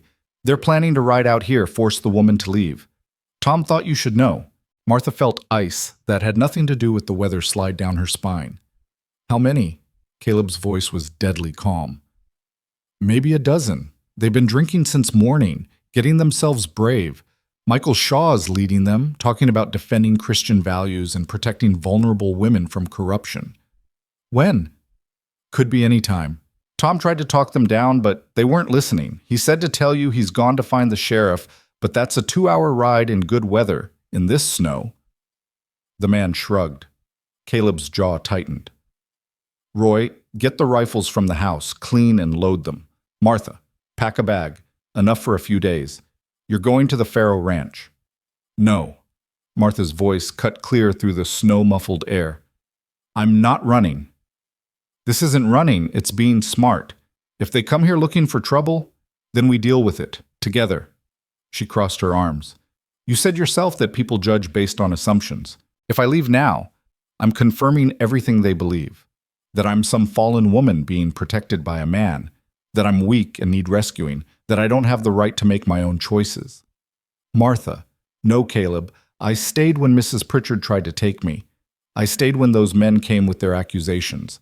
I'm not leaving now because some drunk boys decided to ride out here and play moral authority. Her voice was steady, certain. This is my home. I have a right to defend it. One of the ranch hands whistled low. She's got spine, Stone. I'll give her that. Caleb looked at Martha like he was seeing her for the first time, his expression a mixture of frustration and something that looked startlingly like admiration. You understand what you're risking? Better than you think. He held her gaze for a long moment, then turned to Roy. Get the rifles anyway, and rope. We'll be ready for them, but we'll do this smart. No shooting unless they force it. The ranch hands offered to stay, but Caleb sent them back to warn Tom where things stood. Then he, Roy, and Martha prepared. Not for war, exactly, but for confrontation that might turn ugly. Caleb positioned himself in the yard where he could see anyone approaching. Roy stayed near the barn, a rifle resting easy in his hands. And Martha, against Caleb's protests, stood on the porch where she could be clearly seen. If you're on the porch, they'll see you as a target, Caleb had argued. If I'm on the porch, they'll see me as a person who belongs here, who has every right to be here. She touched his arm briefly. Trust me. Now they waited. The snow continued to fall, softer now, turning the world into a study of white and gray. Martha's breath made clouds in the cold air, but she didn't retreat inside. She wouldn't hide. They heard the riders before they saw them. The sound of many horses moving together, men's voices carrying across the frozen landscape. Then they crested the hill, and Martha counted 11 men on horseback, Michael Shaw at their head. They rode into the yard and stopped, forming a rough semicircle. Some looked confident, others uncertain, but all of them were watching Martha like she was a curiosity in a menagerie. Stone, Michael called out, his voice slightly slurred. We've come for the woman. The woman has a name, Caleb said, his tone conversational, but his posture ready. And she's not going anywhere. She doesn't belong here. Living with unmarried men, no proper supervision, conducting herself in a manner that brings shame to our community. Your community, Caleb interrupted. She's not part of your community. She works for me, lives on my land, and answers to no one but herself. That's exactly the problem. Another man pushed forward, older, well-dressed, probably one of the town council members. A woman can't be allowed to just do as she pleases without regard for morality or decency. She needs to be returned to proper care. Proper care? Martha's voice rang out clear and sharp. You mean the kind of proper care where I was overworked, underpaid, and robbed? Where I was mocked and humiliated daily? That kind of proper care? The men shifted uncomfortably. Several wouldn't meet her eyes. You don't understand the situation, girl, the older man said with forced patience. You're being taken advantage of. I understand perfectly. I understand that I work harder here in one day than I ever worked at the boarding house in 3. I understand that I'm paid fairly for my labor. I understand that I'm treated with respect instead of contempt. And I understand that the only people trying to take advantage of me are the ones who can't stand seeing me valued for something other than my ability to be exploited. Listen to her, Michael sneered. She's been corrupted already, speaking back to her betters. Her betters? Caleb's voice dropped to something dangerous. What exactly makes you better than Martha? Your birth? Your family name? The fact that you've never had to work an honest day because daddy's money keeps you comfortable? He took a step forward. Martha earns everything she has through her own sweat and determination. What have you earned except a reputation for cruelty and a belly full of borrowed courage? Michael's face went red. You can't speak to me like that. I can, and I will. This is my land. These are my rules. And rule number 1 is that nobody disrespects someone for doing honest work. Caleb's eyes swept the group. Now I'm going to give you all a choice. You can turn around right now, ride back to town, and tell your moral authority that they failed. Or you can try to take Martha by force, and we'll see how that works out for you. Roy shifted slightly, the rifle more visible now. Several of the younger men glanced at each other nervously. We're not afraid of you, Stone, Michael blustered, but his voice had lost some of its confidence. Maybe you should be, because I'm not making idle threats. Martha stays here because she chooses to, and anyone who tries to change that will have to go through me. Caleb's stance was relaxed but ready, the posture of a man who'd fought before and wasn't afraid to fight again. This is kidnapping, the older man tried. Holding a woman against her will. Against her will? Martha laughed, the sound bitter and sharp. You rode all the way out here in the snow to rescue me from my will? To save me from the terrible fate of being respected and valued? She walked down the porch steps, ignoring Caleb's sharp intake of breath, and stood in the yard where all of them could see her clearly. Look at me, she commanded, and despite themselves, they did. Really look at me. I know what you see. A fat woman, ungainly and unmarriageable. Someone who should be grateful for any scrap of attention or opportunity. Someone who couldn't possibly deserve respect or fair treatment. Her voice shook slightly but didn't break. But you're wrong. I deserve every bit as much dignity as anyone else. And if that offends your sense of moral order, if it bothers you that someone like me might actually be valued for her work and her character, then that's your problem, not mine. The silence that followed was profound. Snow drifted down between them, settling on horses and men and the frozen ground. Finally, one of the younger men spoke up, his voice uncertain. Maybe we should go. She's right that this ain't really our business. Shut up, Tommy, Michael snapped. But his authority was crumbling, several of the other men nodding in agreement with Tommy. No, the boy's right, another rider said. This feels wrong. We came out here thinking we were doing something righteous, but standing here now listening to her, he shook his head. This ain't about morality. This is about gossip and judgment, and I want no part of it. He turned his horse and rode away. 3 others followed immediately, then 2 more, leaving just Michael, the older man, and 2 loyalists who looked increasingly uncomfortable. You're all cowards, Michael shouted at their retreating backs. Then he turned back to Caleb, his face twisted with humiliation and rage. This isn't over. We'll find a way to... To what? Caleb's voice was soft but lethal. To punish a woman for working? To force her back into servitude because it makes you feel better about your own meaningless existence? He took another step closer. You came here hoping to feel powerful, hoping to put someone in their place. But all you've done is show everyone exactly who you are, a small, cruel man who can only feel big by making others feel small. Michael's hand moved toward something at his belt. Maybe a gun, maybe just a gesture. But Caleb was faster. He crossed the distance between them in 2 strides and grabbed the younger man's wrist with crushing strength. Don't, Caleb said quietly. Don't make this into something you can't take back. For a moment, Martha thought Michael might try anyway, might push this into violence. But something in Caleb's eyes must have communicated absolute certainty, because Michael jerked his hand away and spurred his horse backward. You'll regret this, he spat. Both of you. I doubt it, Caleb replied calmly. Now get off my land before I lose what's left of my patience. The 4 remaining men retreated, Michael's voice carrying back threats and curses that faded into the snow-muffled distance. When they were gone, the silence felt enormous. Roy let out a long breath. Well, that was exciting. Exciting, Caleb repeated, his voice flat. Then he turned to Martha and she saw his hands were shaking slightly. Don't ever do that again. Do what? Stand in the open like that. Make yourself a target. Put yourself between me and potential violence. His jaw was tight. You could have been hurt. So could you. That's why I stood with you instead of hiding behind you. Martha. No, Caleb. You don't get to protect me from everything. You don't get to make all the decisions about what risks I take. She moved closer, lowering her voice so Roy couldn't hear. I meant what I said out there. This is my home, my choice, my fight as much as yours. Caleb looked at her for a long moment, and Martha saw a dozen emotions cross his face: frustration, fear, anger, and beneath it all something warm and fierce that made her breath catch. You're impossible, he said finally. I learned from the best. His mouth twitched, almost a smile. Come on, let's get inside before we freeze.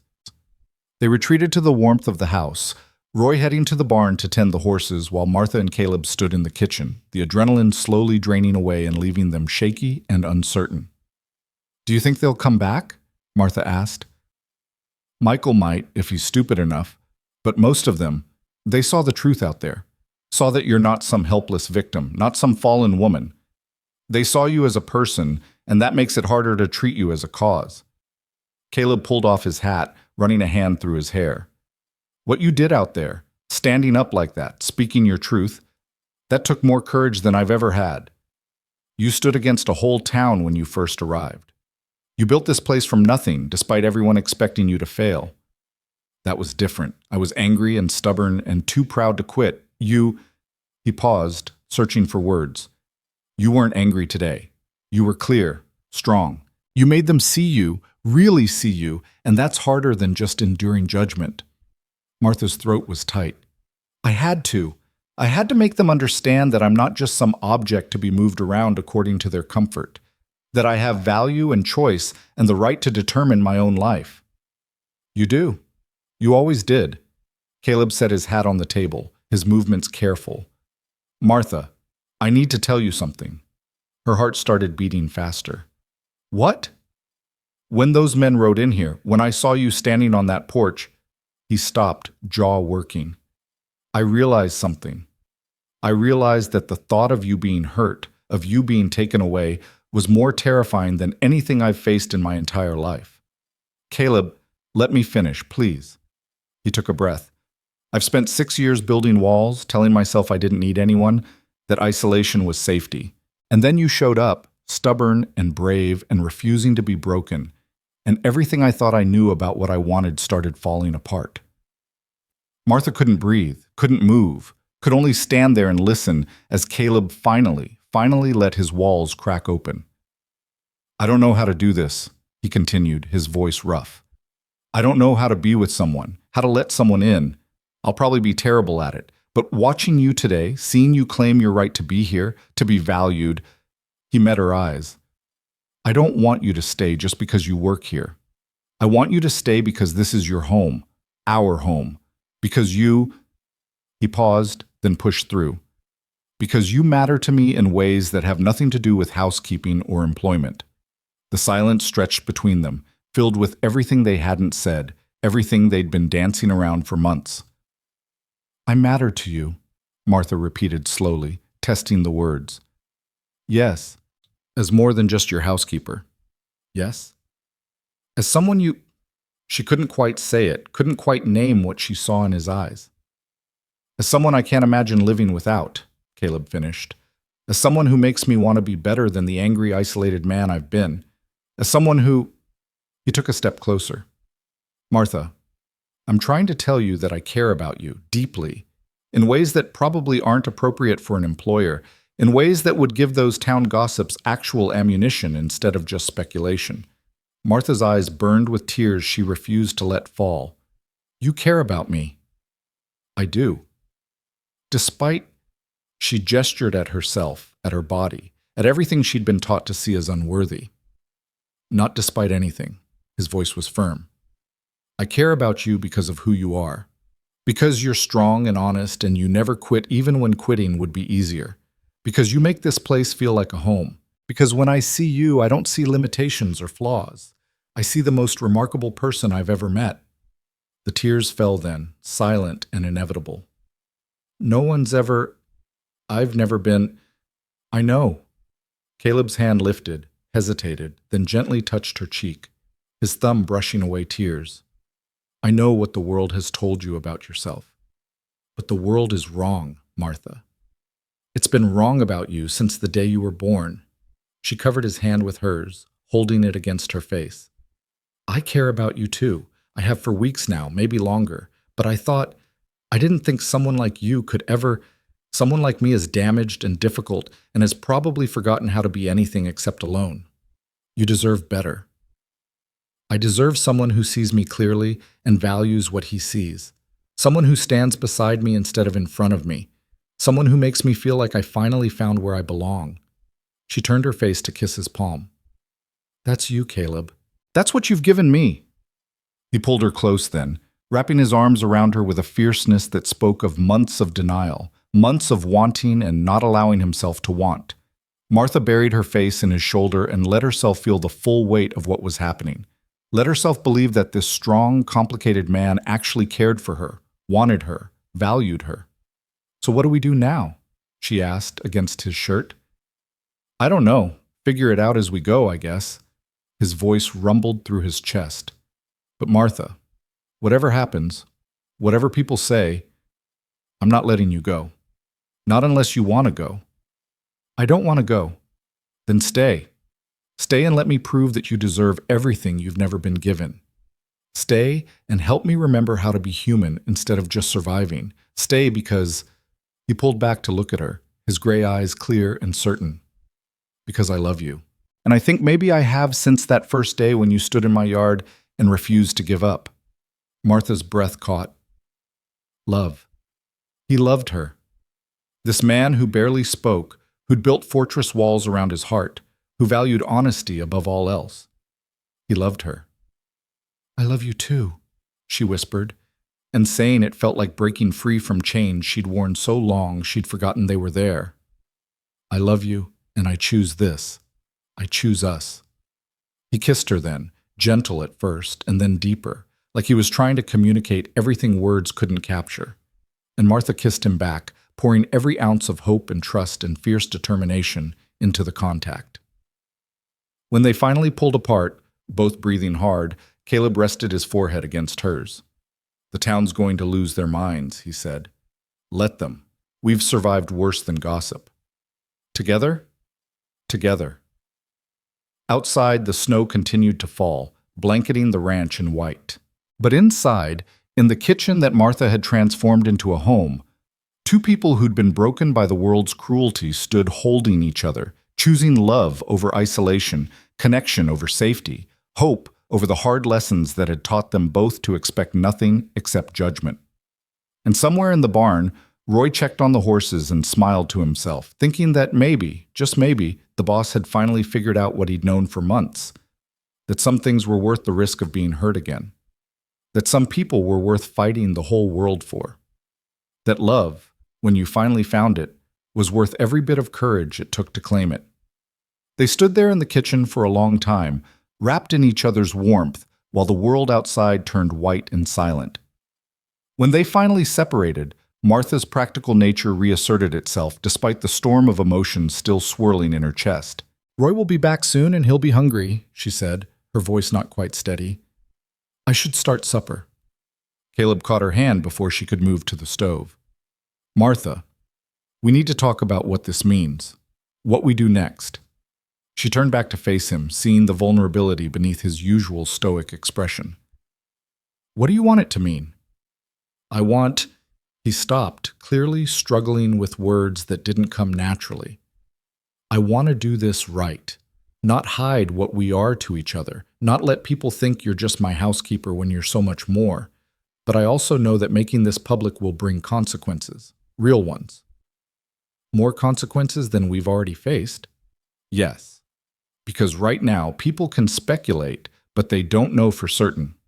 Once we acknowledge this, once we claim each other openly, they'll have proof of everything they suspected. They'll say I seduced you, took advantage of your desperation. They'll say, you're immoral, shameless. They'll make both our lives harder. Martha considered this, her hand still warm in his. What if we gave them no room for doubt? What if we didn't just acknowledge what we are to each other, but made it permanent and legitimate in their eyes?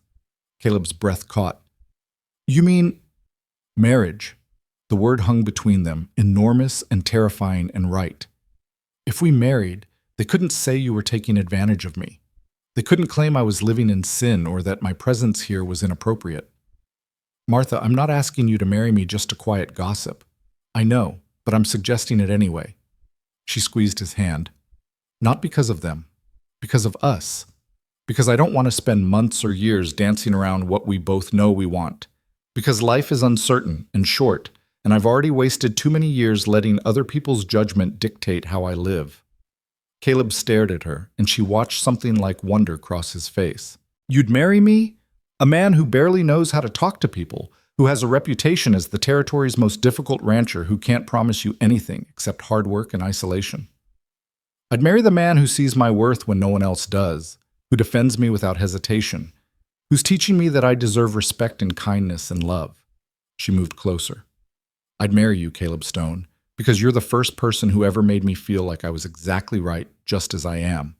He pulled her close again, his arms tight around her. Then yes, God, yes. I'll marry you and spend the rest of my life proving you made the right choice. When? Martha asked practically, even as her heart soared. As soon as possible.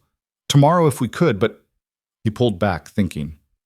We'll need to go to town, get a license, find someone to perform the ceremony.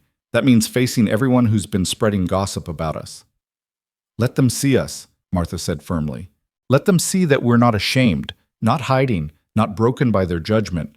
Let them see two people choosing each other with clear eyes and honest hearts.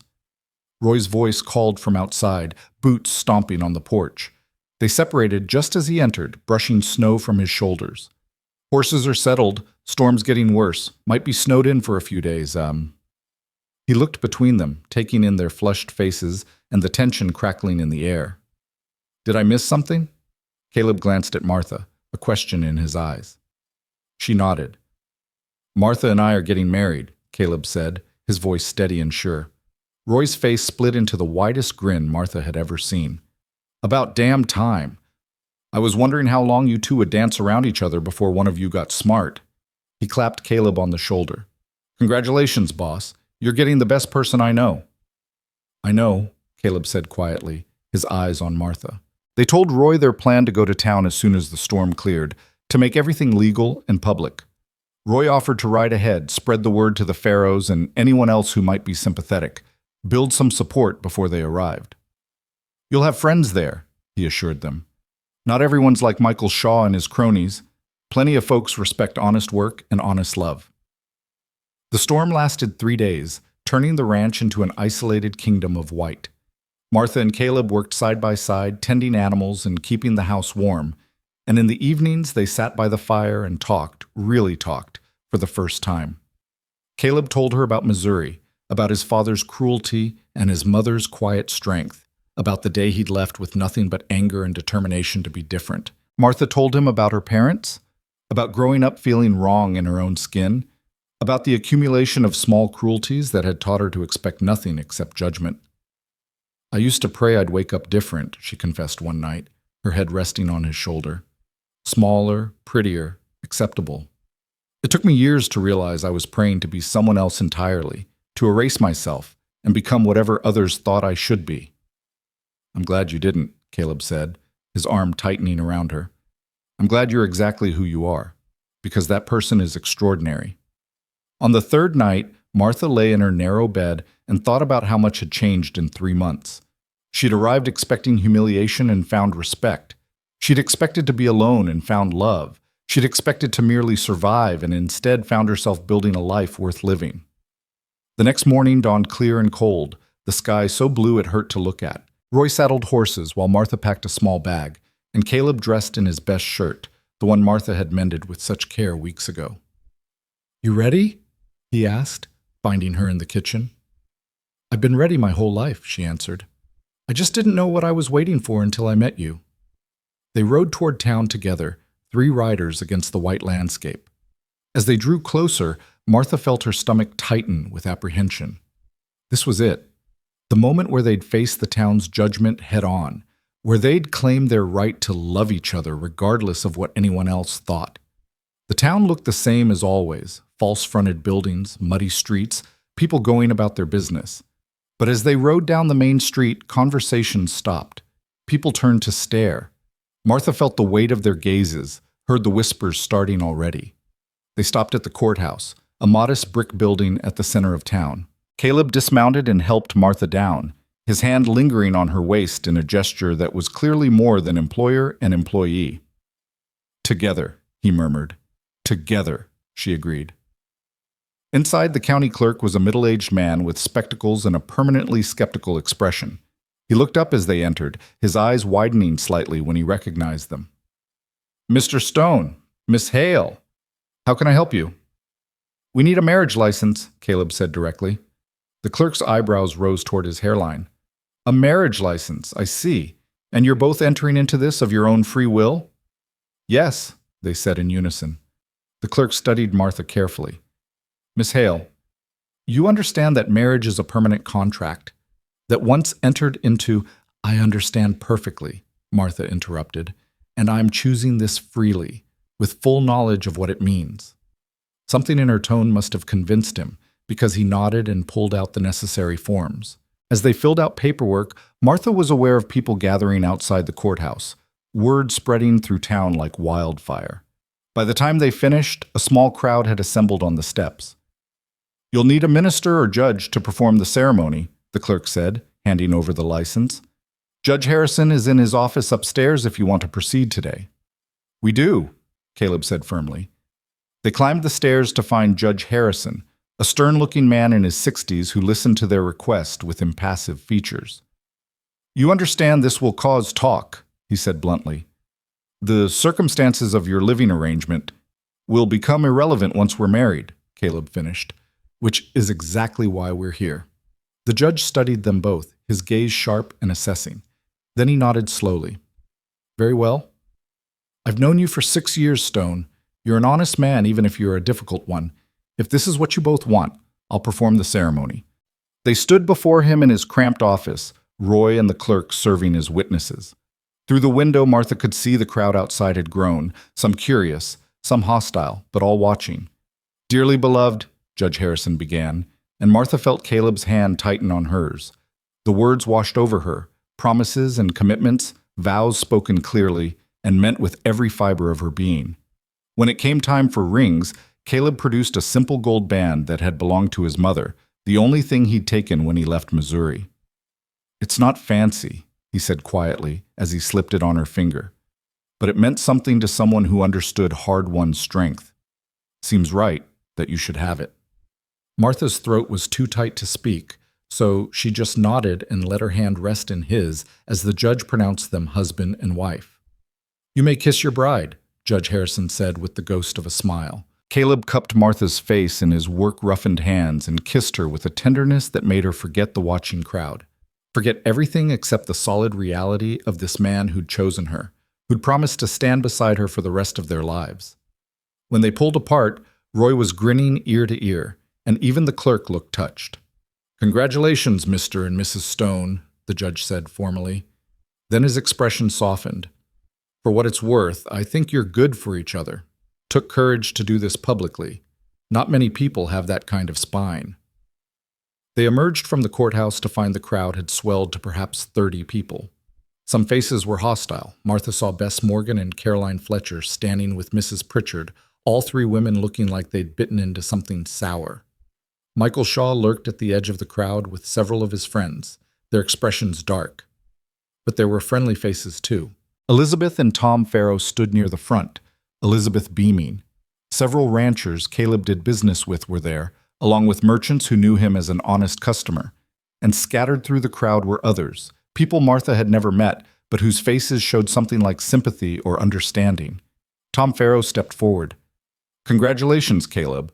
Martha, if you're willing, Elizabeth and I would like to host a celebration at our ranch. Let folks who wish you well show their support proper. We'd be honored, Caleb said, his arm around Martha's waist. This is a disgrace, Mrs. Pritchard's voice cut through the murmurs. That girl was under my protection, and he took advantage of her desperation. That girl is a grown woman who made her own choice, Elizabeth Farrow said sharply, turning to face the older woman. A choice to marry an honest man who treats her well. If you have a problem with that, Adelaide, perhaps you should examine why successful women bother you so much. Several people in the crowd laughed, and Mrs. Pritchard's face went purple with rage. But before she could respond, another voice spoke up. A woman Martha didn't know, plain-faced and sturdy. I worked at Pritchard's boarding house 3 years ago, the woman said loudly. She charged me double what she charged the prettier girls, worked me twice as hard, and looked the other way when one of her tenants stole my savings. When I complained, she told me I should be grateful anyone would employ someone like me. She looked at Martha directly. You did right, getting away from her. And you did right choosing a man who values you. Don't let anyone tell you different. Here, here, someone else called, and suddenly there were more voices speaking up, other women who'd been exploited by Mrs. Pritchard, men who'd done business with Caleb and found him fair, people who were simply tired of the town's self-righteous judgment. Michael Shaw tried to shout them down. This is about moral standards, about protecting decent society from what? Caleb's voice cut through the noise like a blade. From a woman earning honest wages? From two people choosing to build a life together? From someone being valued for their work instead of judged for their appearance? He stepped forward, Martha's hand still clasped in his. You can keep your moral standards if they require cruelty to feel righteous. We'll build our own standards based on honesty and respect. Well said, Tom Farrow agreed. Now anyone who wants to celebrate with us at the ranch is welcome. Anyone who'd rather stand here gossiping can enjoy the cold." The crowd began to disperse, roughly half heading toward the Faro Ranch, the other half buttering among themselves, but lacking the unity to mount any real opposition. Mrs. Pritchard, Bess, Caroline, and Michael's group stood isolated, their power to shame and judge suddenly revealed as nothing more than hot air and mean spirits. Martha and Caleb rode to the Faro Ranch surrounded by well-wishers, and what had started as a simple legal formality transformed into a genuine celebration. Elizabeth had somehow procured a cake, other women brought dishes, and someone produced a fiddle. It wasn't fancy or elaborate, but it was real. Real people offering real support to a couple who'd fought for their right to choose each other. "I can't believe this is happening," Martha said quietly to Elizabeth as they watched Caleb talk with Tom and several other ranchers. "2 hours ago, I was terrified everyone would condemn us." "Some people did," Elizabeth pointed out, "but not as many as you feared. And the ones who matter, the ones who understand that love and respect are worth more than reputation, they're here." She squeezed Martha's hand. "You taught them something today. You taught them that having the courage to be honest is more valuable than hiding to please others." As evening fell, Caleb found Martha on the Faro's porch, looking out at the snow-covered landscape turning gold and pink in the sunset. "You all right?" he asked, wrapping an arm around her. "Better than all right. She paused, searching for the right word. "I'm free. For the first time in my life, I feel completely free." "Free how?" "Free to be exactly who I am without apologizing for it. Free to love you without shame. Free to build the life I want instead of accepting the scraps others are willing to give me." She leaned into his warmth. "You gave me that. Your respect, your love. It showed me I was allowed to want more than just survival."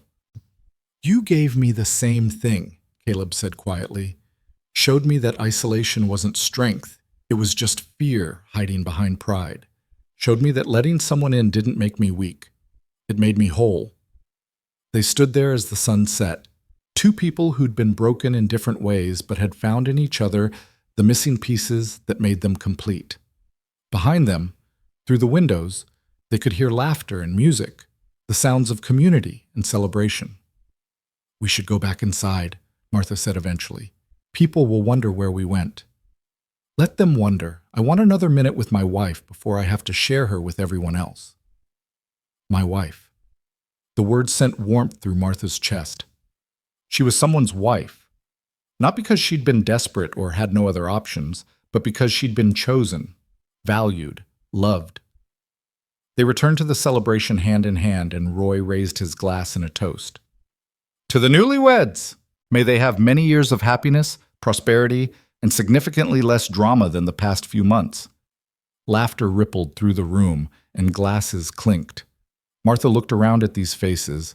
Some she knew, some she was only meeting tonight, and realized that somehow, without even trying, she'd built a community. Not in the town that had rejected her, but among people who understood that worth wasn't measured by appearance or reputation, but by character and courage. Late that night, they rode back to the ranch through moonlight that turned the snow to silver. Roy had stayed behind at the Faros, giving the newlyweds privacy. The house looked different somehow as they approached, warmer, more welcoming, as if it knew it had transformed from a workplace to a true home. Inside, Caleb built up the fire while Martha removed her coat and the hat Elizabeth had lent her for the ceremony. When she turned around, he was watching her with an expression so tender it made her breath catch. "What?" she asked. "I'm just thinking about that first day. When you stood in my yard with your carpet bag, refusing to leave even though you knew I wanted to send you away. If someone had told me then that 3 months later you'd be my wife, that this house would feel like home because you were in it, that I'd be happier than I'd ever been in my entire life." He shook his head. "I wouldn't have believed them. I wouldn't have believed it either. I came here expecting to be mocked and humiliated, expected to fail and prove everyone right about my limitations." Martha moved closer to him. "Instead, I found someone who saw strength where others saw weakness, who valued my work, who made me believe I deserved respect and kindness. You always deserve those things. I just happen to have eyes clear enough to see it. That's not a small thing, Caleb. Most people never look past their assumptions. You did. You gave me a chance when no one else would, and that chance became a job, and that job became a home, and that home became—" Her voice caught. "Became everything I never knew I could have." He pulled her close, and they stood there in the firelight, two people who'd survived the world's cruelty by becoming hard and isolated, now learning to be soft with each other, to trust that this warmth wouldn't be ripped away. "I love you," Caleb said against her hair. "I'll probably never say it enough, but I need you to know, you changed everything. You made me want to be more than just a man surviving. You made me want to live." "I love you too," Martha whispered. "And I promise I'll spend every day proving you made the right choice." "You don't have to prove anything. You just have to stay." "I'm not going anywhere." They stood there as the fire crackled and snow began to fall again outside, starting their married life the same way they'd built their relationship, with honesty, with courage, and with the absolute certainty that together they were stronger than anything the world could throw at them. The weeks that followed brought both challenges and joys. As Roy had predicted, the town gossips didn't give up easily. There were whispered comments when Martha went to the general store, pointed looks from certain women, the occasional crude remark from men who thought they could diminish what she and Caleb had built. But there was also unexpected support. The woman who'd spoken up about Mrs. Pritchard visited the ranch one day, introducing herself as Sarah Chen. She brought eggs and friendship, and within a month she and Martha had formed a genuine bond. Other women followed, ranch wives who understood isolation, town women who were tired of the boarding house clique's reign of judgment, working women who recognized Martha as one of their own. Caleb's business actually improved after the wedding. Ranchers who'd been wary of his reputation found him more approachable now, as if having a wife had somehow made him more human in their eyes. And the horses he trained developed a reputation throughout the territory, animals with spirit but also trust, fast but controllable, valuable precisely because they hadn't been broken but had been taught. The foal Starlight grew strong and beautiful, and Caleb gifted her to Martha on their 3-month anniversary. "She's too valuable to give away," Martha protested, running her hand down the young horse's neck. "She's exactly valuable enough to give to you. Besides, you helped bring her into the world. Seems right that she's yours." Martha learned to ride that spring, Caleb patient and encouraging as she overcame her fear of looking foolish. They'd ride out together in the evenings, watching the sun set over the mountains, and Martha would think about how far she'd come from that terrified woman with a carpetbag, sent to a ranch as a cruel joke. One day in late spring, Elizabeth Farrow visited with news. "The boarding house is closing," she announced over coffee. "Mrs. Pritchard is selling the building and leaving the territory. Apparently business dried up once people realized how she'd been treating her workers." "Good," Martha said without guilt. "Maybe the next person who runs it will actually care about the women who stay there." "Maybe. Or maybe those women will find better options, the way you did." Elizabeth smiled. "You've become something of a legend among working women, you know. The girl who refused to accept mistreatment, who demanded respect, who built a life on her own terms. I just did what I had to do." "That's what all the strong ones say." That summer, Martha discovered she was pregnant. She told Caleb in the barn, where they'd first really talked, where he'd saved Starlight's life and begun to let her see past his walls. "A baby?" His voice was stunned, awed, terrified all at once. "Yes. Is this—" She couldn't read his expression. Then he smiled, truly smiled, the expression transforming his face into something joyful and young. "This is everything. You're giving me everything I never knew I wanted." They told Roy that night, and the old cowboy actually had tears in his eyes. "A baby on the ranch. Haven't had one of those in all my years here. Place is going to be even more of a home now." As Martha's body changed, Caleb's tenderness deepened. He insisted she rest more, took over tasks he thought too strenuous, worried constantly about her health and comfort. "I'm pregnant, not fragile," she told him one evening when he'd tried to prevent her from carrying firewood. "I know. But you're also carrying the most precious thing in my life besides you. Let me take care of you both. On one condition, you stop treating me like I might break. I'm still the same woman who worked sunrise to sunset, who stood up to a mob, who chose to build this life with you." "Fair enough. But you have to promise to tell me if you need anything, if you're tired or hurting or—" "I promise. We'll take care of each other." The baby came in February, in the same month Martha had first arrived at the ranch a year earlier. The birth was hard but not impossible, attended by Sarah Chen, who'd trained as a midwife, with Caleb pacing outside until Sarah finally let him in to meet his daughter. She was small and perfect, with dark hair and her father's gray eyes. Caleb held her with shaking hands, his face wet with tears he didn't bother to hide. "She's beautiful," he breathed. "She's perfect." "What should we name her?" Martha asked, exhausted but happy. Caleb looked at his daughter, then at his wife, then back at the tiny miracle in his arms. Hope. Her name is Hope. Because that's what Martha had brought to his life. Hope that he could be more than his father's son. Hope that love existed outside stories. Hope that broken things could be mended and isolated hearts could open. And Martha, watching her husband cradle their daughter with such infinite gentleness, felt that same hope bloom in her chest. Hope that this child would grow up knowing she was valuable, that her worth wasn't determined by her appearance or others' opinions. Hope that she'd be raised by parents who understood struggle and had chosen strength, who knew the cost of cruelty and had chosen kindness. Hope that she'd never feel like a joke or a burden or anything less than the precious gift she was. Years passed. The ranch prospered. Roy eventually retired to a small house on the property, still helping with training but spending more time teaching young Hope to ride and telling her stories about her parents' courtship that made them both blush and laugh. More children came, 2 sons who had their father's quiet strength and their mother's determination. The house expanded to hold them all, rooms added with Caleb's own hands, each space filled with the warmth of a family that had been built on honesty and respect. Michael Shaw eventually left the territory, his cruelty and self-importance finally catching up with him. Mrs. Pritchard died alone in a distant city, unmourned by the women she'd exploited. Bess Morgan and Caroline Fletcher both married men who valued appearance over character, and both lived lives of quiet dissatisfaction that they covered with increasingly desperate social climbing. But on the Stone Ranch, life flourished.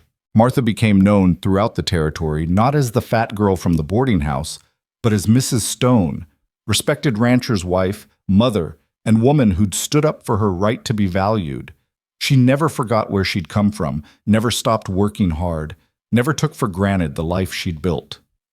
And Caleb, watching his wife teach their daughter to make bread or their sons to gentle a nervous horse, would sometimes remember that day she'd arrived, stubborn and desperate and refusing to quit. He'd remember thinking she was the punchline to someone else's cruel joke. He'd been wrong. She wasn't a punchline. She was the answer to a question he hadn't known he was asking. What does it look like when 2 people refuse to be broken, choose to be honest, and build something real from the wreckage of other people's cruelty? The answer was this: a ranch that felt like home, children raised with love and respect, a marriage built on mutual valuing that grew stronger every year, and 2 people who'd learned that sometimes the world gets it wrong, and sometimes having the courage to prove the world wrong is the most worthwhile thing you can do. On warm summer evenings, Martha and Caleb would sit on the porch they'd built together, watching their children play in the yard, watching the horses graze in fields Caleb had cleared and fenced with his own hands, watching the sun paint the mountains in shades of gold and rose. "Do you ever think about that first day?" Martha asked one evening, her hand in his. "Every day," Caleb admitted. "I think about how close I came to sending you away, how different everything would be if I had." "Do you regret letting me stay?" He turned to look at her. This woman who'd transformed his house into a home, his isolation into connection, his survival into a life worth living. "I regret nothing," he said firmly. "You're the best decision I ever made." "I was the one who decided to stay," Martha pointed out with a smile. "Then we both made the best decision. Works out either way." Their daughter Hope called from the yard, showing them a flower she'd found, her face bright with discovery and joy. Their sons were racing stick horses around the barn, their laughter carrying clear in the evening air. Starlight grazed peacefully in her pasture, her own foal at her side, the continuation of a line of horses raised with patience and trust instead of fear. This was what came from refusing to accept other people's judgment. This was what came from having the courage to demand respect and the strength to build a life on your own terms. This was what came from 2 broken people choosing to trust each other, to be honest with each other, to love each other without shame or apology. This was what came from being seen, truly seen, and valued for exactly who you were. And standing on that porch with Caleb's hand warm in hers and their children's laughter filling the air, Martha knew with absolute certainty that she'd made the right choice. Not just to stay at the ranch, not just to marry Caleb, but to refuse to let the world's cruelty define her worth. She'd come to Montana as someone's joke, the fat girl sent to fail for entertainment. She'd stayed as herself, strong, capable, valuable, and loved. And that, Martha thought as the sun set in glory over the mountains and Caleb kissed her temple with infinite tenderness, was the best revenge and the sweetest victory she could have ever imagined. Not changing who she was to fit someone else's expectations, but finding someone who valued exactly who she'd always been. Not being rescued from her circumstances, but claiming her right to build better circumstances through her own work and will. Not waiting for the world to decide she was worthy, but deciding for herself that she was worth fighting for. That was the true ending to the joke those women had tried to make of her life. Not humiliation and defeat, but triumph and joy and a love that proved them all wrong. And as the stars began to emerge in the darkening sky and their family gathered on the porch for the evening, Martha smiled and held her husband's hand and felt nothing but gratitude for the day she'd refused to quit, the day she'd demanded to be seen, the day she'd walked through a door meant to break her, and instead found the life she'd always deserved.